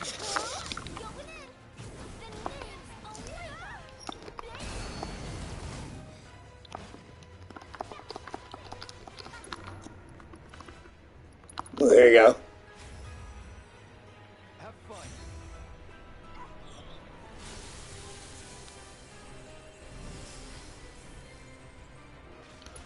And let's just do that too. Oh, the theater ran out of them. Damn. That's too bad. That feeling when the movie is the bonus. Absolutely. I mean, that's not even... I've had that feeling one time before, back when Resident Evil 6 first came out, because, I mean, I'm not going to pretend that game's not absolutely fucking terrible. But I did buy it on launch, and I bought it because it came with a like an Umbrella Corporation umbrella, and I really didn't even want the game. I just wanted the umbrella, and it's like the game's just like a free little thing that comes with this nice umbrella. It's still the umbrella I use to this day. I get weird looks sometimes when I walk around with it, though. Ooh, can you... Yeah, I got Phoenix down. Cloud. Oh, I gotta pick up some more of those. I'm almost out. But yeah, the theater ran out of them. I did see it, and you really liked it. Nice. Nice. Well, I'm glad you enjoyed it. I'm a huge fan of the books, and I've been, the 1984 version, I would say I'm very critical of. Oof. Oh, I'm in trouble. Phoenix down. Just throw that again. Spam Phoenix downs. Let's see. Resident Evil 6 is pure fun with co-op and as an action thriller game, but no horror at all. Maybe a smidge. See, here's the thing. I will defend Resident Evil 6 in one aspect. I think it's so bad that it's hilarious. It is like Mel Brooks presents Resident Evil to me, where I genuinely it's like a bad Nicolas Cage movie. Like it has like this. There's something about just the way that it's bad that I do find legitimately entertaining. So I do think I probably still like it a little bit more than a lot of people, because I don't think it's completely without merit, but it's not good. I will also definitely say it's not good. Resident Evil 6 is the game you enjoy when you aren't a Resident Evil fan.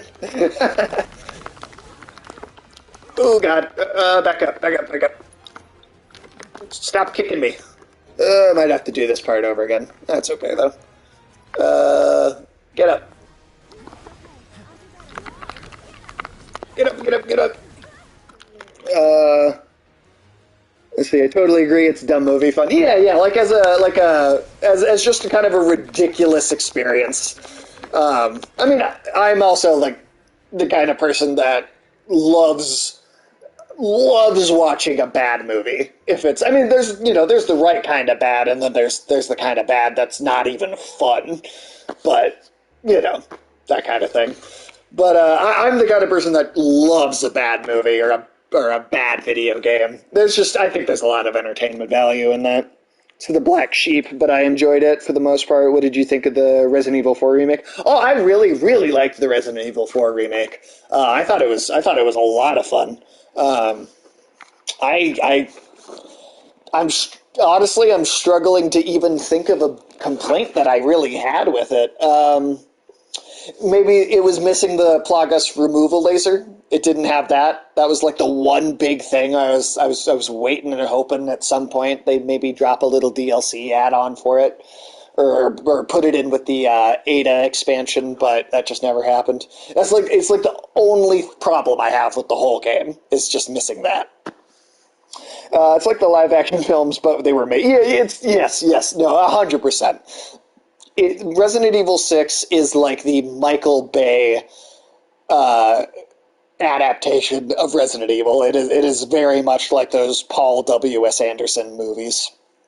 It just like leaked back into the video game. I mean, and hey, Resident Evil 6 bombing as hard as it did give us the reinvigoration of the franchise, because they had to take a step back and go, hold on, this isn't working. People do not like this.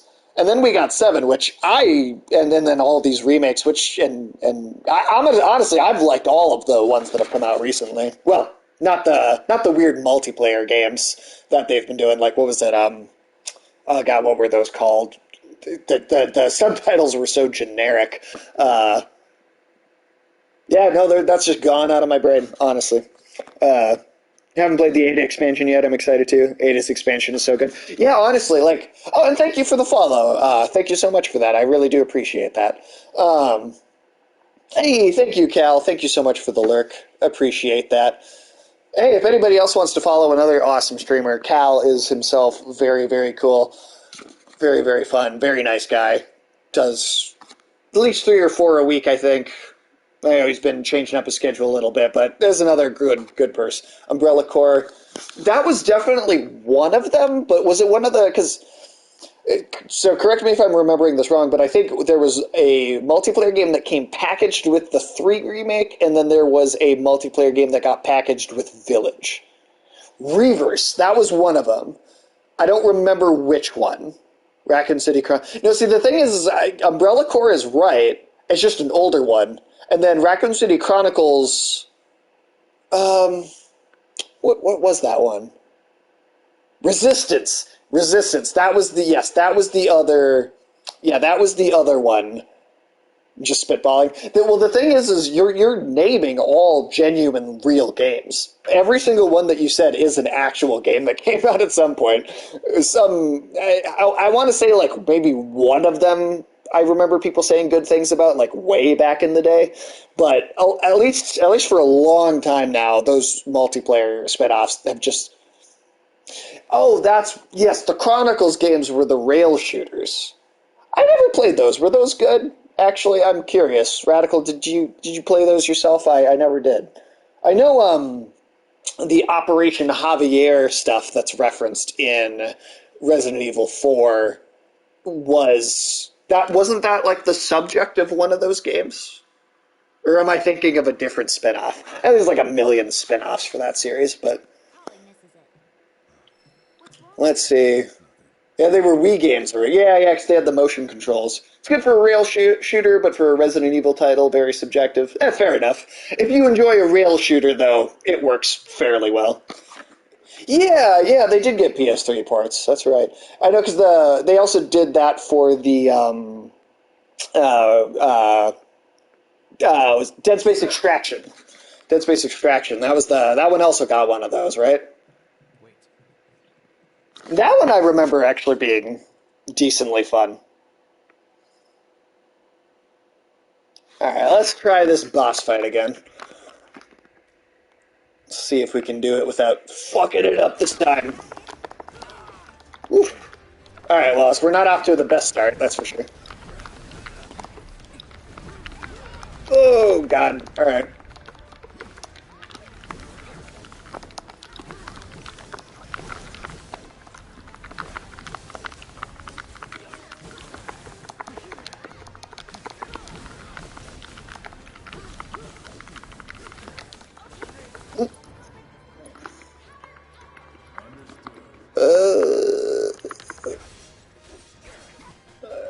try that.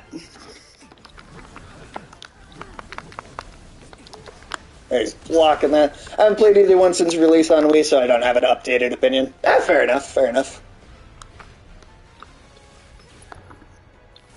Ooh, come on, come on, come on. Oof. Okay. I need one of you. Of course, you don't have anything built up. Oh, nope, you're frozen as well. Okay. Cloud, you need a heal. Take that. Okay. Hey. You stay over there. Ah! BRB. Hey, no worries, Radical. My favorite Final Fantasy game, I would say for me, it's a hard tie between 6 and 7. You know, my experience with Final Fantasy is like the first 7 games, and then 15 and 16. And there's this big chunk in the middle that I'm just not super personally familiar with. I've had 10 recommended to me by a lot of people, though, and I do think I'll play it for a stream sometime in the future, for sure. Because I have had a number of people tell me they think I would like it. How about you... Why don't you do one of those? Oh, God. Okay, I need... Cloud, I need you to heal Aerith. 10 is great, play the remaster. Yeah, that's what I heard, is the remaster is a pretty solid version. I know Radical in the chat earlier was telling me that the remaster came with, hopefully I'm remembering this correctly, but that the remaster came with content that was originally only in like an international release for the game. Hey, that's not fair, I don't have a machine gun. Oop, nope, would you stop kicking me? Okay, would you... Okay. Oh, boy. Alright. Alright, Aerith, you need to get back up. Oof. Oh, they're both down?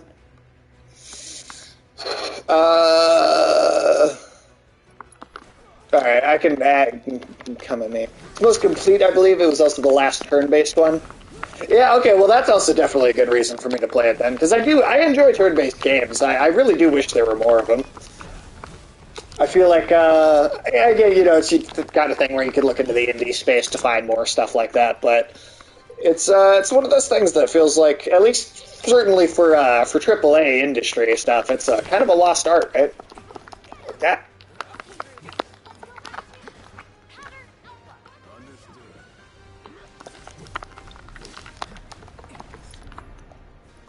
Oh boy.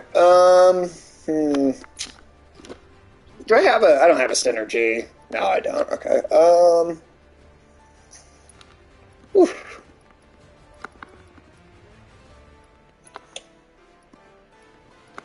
Alright, I'm just gonna give this to myself.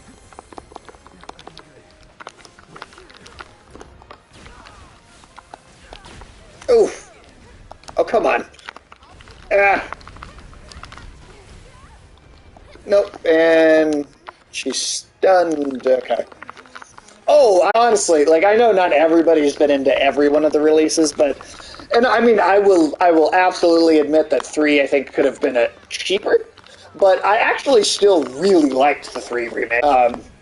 Maybe I'm a Resident Evil fanboy, but even that I thought was really quite a lot of fun. So I'm ecstatic for 9. I imagine, based on all the rumors and stuff and hearsay that we've heard, we're probably going to get an announcement sometime this year for sometime in 2025. But oof, damn. All right. Game over. All right. All right, let's try again. Let's try that again. But God, was that very recently we got that leak that supposedly there's 5 games in active development right now. Great chatting with you, sir. Need to get some sleep. Thanks again for the support too. Have a great night. Chris, Thank you so much. I really, really do appreciate you raiding over to me. Just incredibly kind. I appreciate the support. I hope you have a wonderful night. Get some rest. Hopefully, one of these days you can get your own fuck bucket. And I hope you have a pleasant dream about it until that happens for you. FF12 is turn-based, but in real time. Oh, interesting. Okay. Yeah, and I didn't play that one either. Yeah. Interesting. Okay. Yeah, at some point, maybe that'll have to just be a stream thing. Okay, let's see. I've got everybody at full health going into this fight. Thank you. I'll try to ride that worm one day. It's going to be a euphemism. It's going to be a euphemism with the kids. I tell you, one of these days.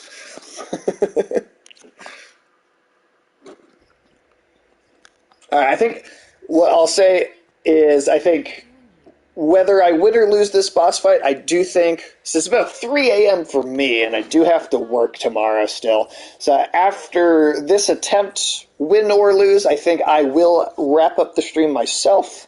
But let's get one more good try in here before we go. And then I'll see if there's anybody that we can raid to at the end of that. Otherwise, I will also totally take suggestions for a raid if anybody has one.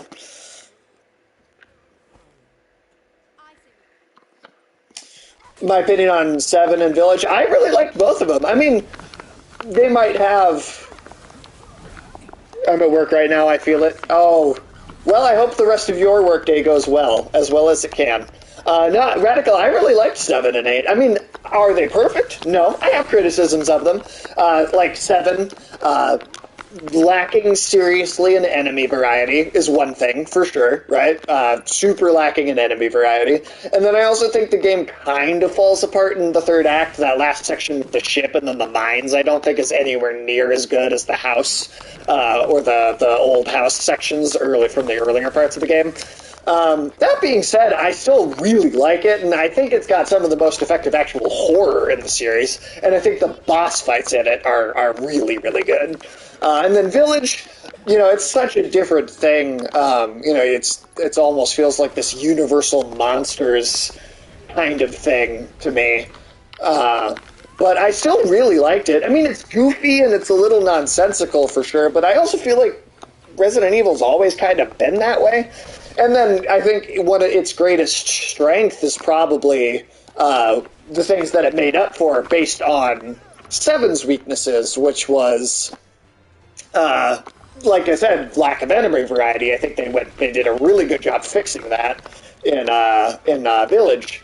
And then, yeah, I mean, I really appreciated the different zones. I mean, in some ways, it felt like, you could argue that it's like a lesser version of 4. For some people, I definitely feel like I've heard that argument before. And I wouldn't even say that you're wrong to think of it that way. Oof. Cloud, you need some healing. Ooh, ouch. I don't know if we're going to be doing it this time either.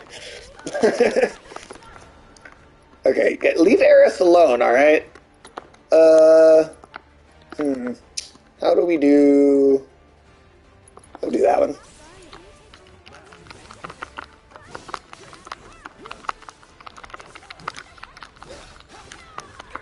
Oh, there we go. Alright.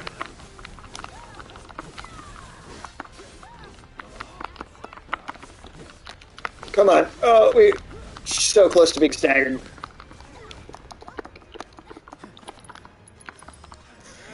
How about yourself, Radical? What did you feel about 7 and 8? Did you dislike them? If so, why? Or did you also like them? Either way, I'm curious to hear your opinion. Also, for the chat, does anybody throw out your favorites in the franchise? Like, what's everybody's like favorite game in the series?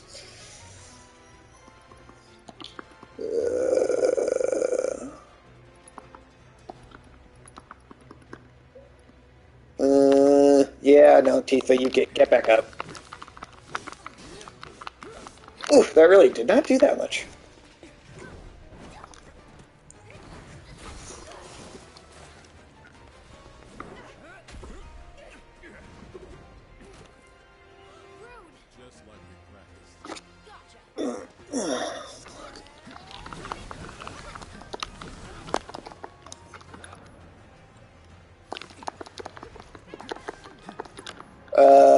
Okay, cure. Tifa. Use the potion on yourself. Okay, we're talking a little bit more. So the whole werewolf vampire thing, I really didn't enjoy, and I didn't like Chris that much either.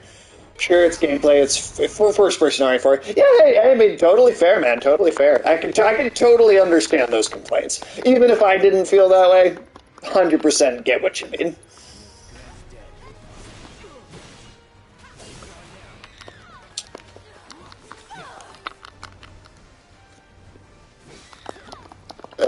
Can I? Ooh, shit.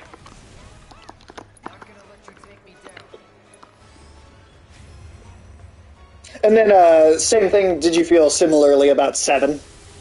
Just kind of not as into the first-person kind of version of the series? Because I've heard a lot of people say that, like one of my co-hosts feels that way, where he just didn't really care for the first-person kind of take on it. Not even because he didn't like the games themselves. I think he actually would have liked them if they, like, literally just if they had just been third person instead of first person. But I mean, all I can say is that they really, really did work for me. And even in like a silly level sometimes, for sure. Like I definitely won't pretend that the writing in those games is like this immaculate, super thoughtful thing. I mean, I don't think Resident Evil's ever had like great writing, but oh, I just healed, guys. Come on.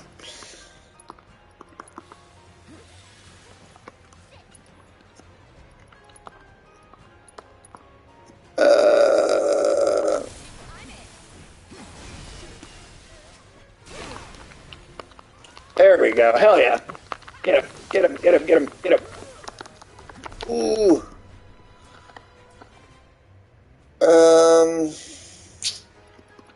Boy, how about...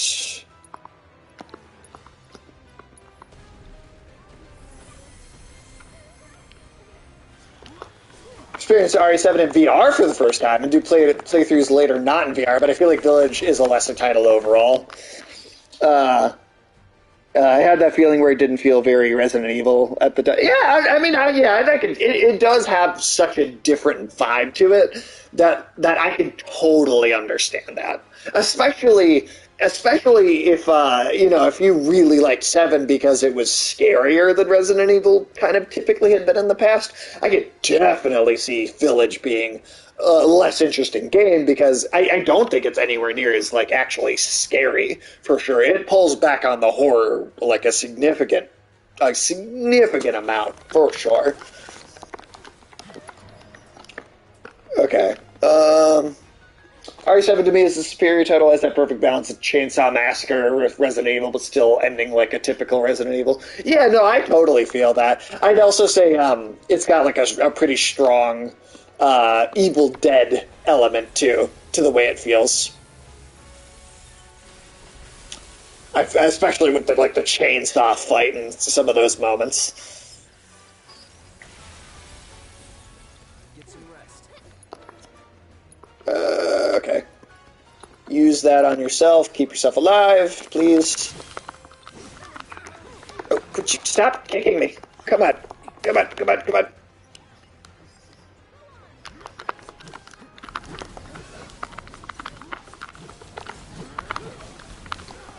Oh, almost so close to having one of them.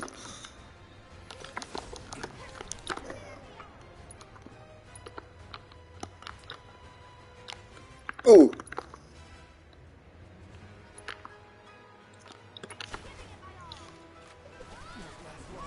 I've put about 60 hours into Village, and the hardest difficulty is the most fun I have had in Resident Evil, period.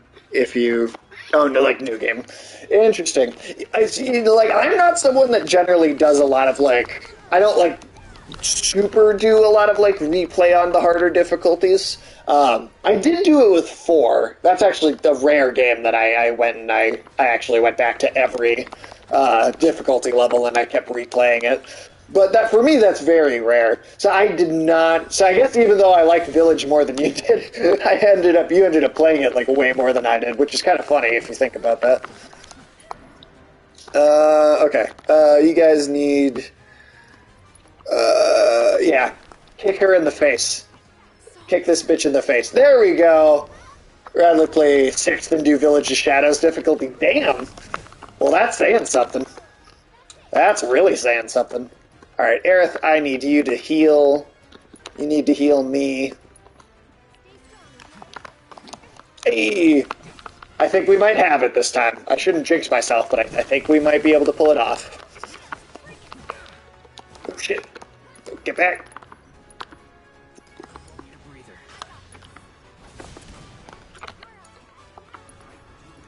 Hey, Firework Blade, do that. Come on.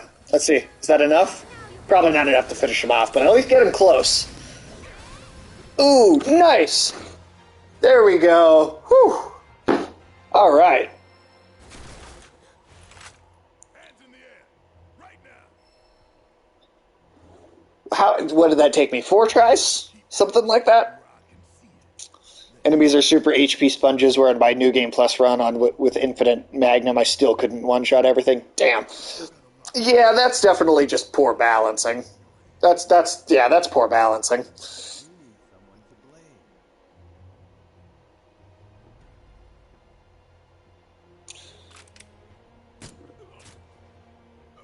This fucking guy. I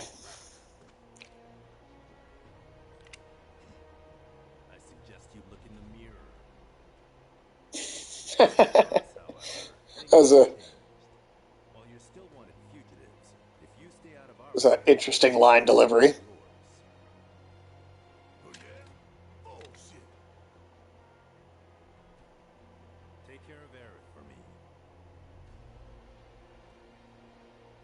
me. Put my time into it, and honestly, I put it lower on my RE totem pole. Hey, fair enough. And you know what? If I played it that much and I put that much time into it, I might start to see the flaws maybe more too. So I'd totally give that a possibility. Although, in that case, maybe I'm glad I didn't replay it as much because it left me with a more positive opinion.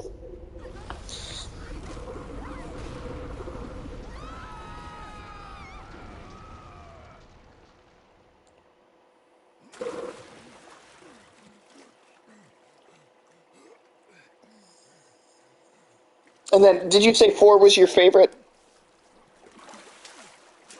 Just to double. I can't remember which one you said was you of the entire franchise. What would be the number 1 for you? We're good. Just taking a quick dip to get the crime off.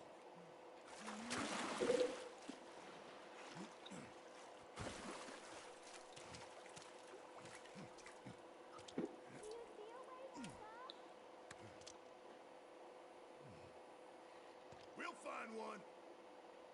We'll meet you at the exit. Okay. And then we swap over. Cool. Favorite title in co-op is 5. Outside of that, probably Remake 1 or Remake 2. Nice. Yeah, those are good. Those are some great stellar games. I feel like there's a pretty good chance of them doing 1 again, but in the current third person style for the 30th anniversary. Damn, 200 plus hours into 5. Easily my most played title. Wow. Damn. And I'll say, and I don't hate 5. I actually like it on certain levels for sure. I have played it at least 2 times all the way through. So definitely don't dislike the game. But for me, that's one of the ones that doesn't work quite as well. A lot of it's just being more action heavy, less of an emphasis on horror. And I could go into it more than that, but for right now, because I'm about to end, so I'll keep it brief. But again, just that to each your own, man. Some stuff's just going to hit differently, right? But I will say, Wesker as an over-the-top Matrix supervillain, I think, is one of the best things that's ever been in any Resident Evil game. It's not a great RE title, but it's a good shooter. That I agree with. That I definitely agree with that. Although I do, I'm at this point, I feel like it's obviously like they're going to remake it. I feel like a remake could make it a better Resident Evil game. But before I get into another sidetracked into a whole other conversation, I am going to wrap up for the night because I do need to get to bed for work tomorrow. But thank you, everybody, for hanging out. Radical, thank you so much for being in the chat, talking to me this whole time. Really appreciate it. Rexler1986, Random Jean C. Again, tell me if I'm pronouncing those names wrong. Thank you so much for those follows. I really do appreciate it. For the chats, thank you all for hanging out. Chris, I know you're not here anymore, but I'll still thank you again for that raid one more time. And everybody that came with, even if you're just lurking, I do really appreciate you guys all sticking around for as long as you did. And I hope everybody has a fantastic night. I could double check and see for someone to raid out. Otherwise, I am open to suggestions if anybody has any. I don't really see anybody right now. So I'll give it a moment to throw a suggestion out there, and if nobody says anything, then we will just wrap up for the night. In a few seconds. Because I know there's a little bit of a delay, so. GG's. Thank you so much, Rexler. Have a great night. Radical, have a great night. Alright. Well, it doesn't look like there's anybody with a suggestion, so we're just going to end. I will be back on Monday afternoon for Pal World. Monday night. Oh, no, sorry. Afternoon for Pal World. Tuesday afternoon for The Last of Us.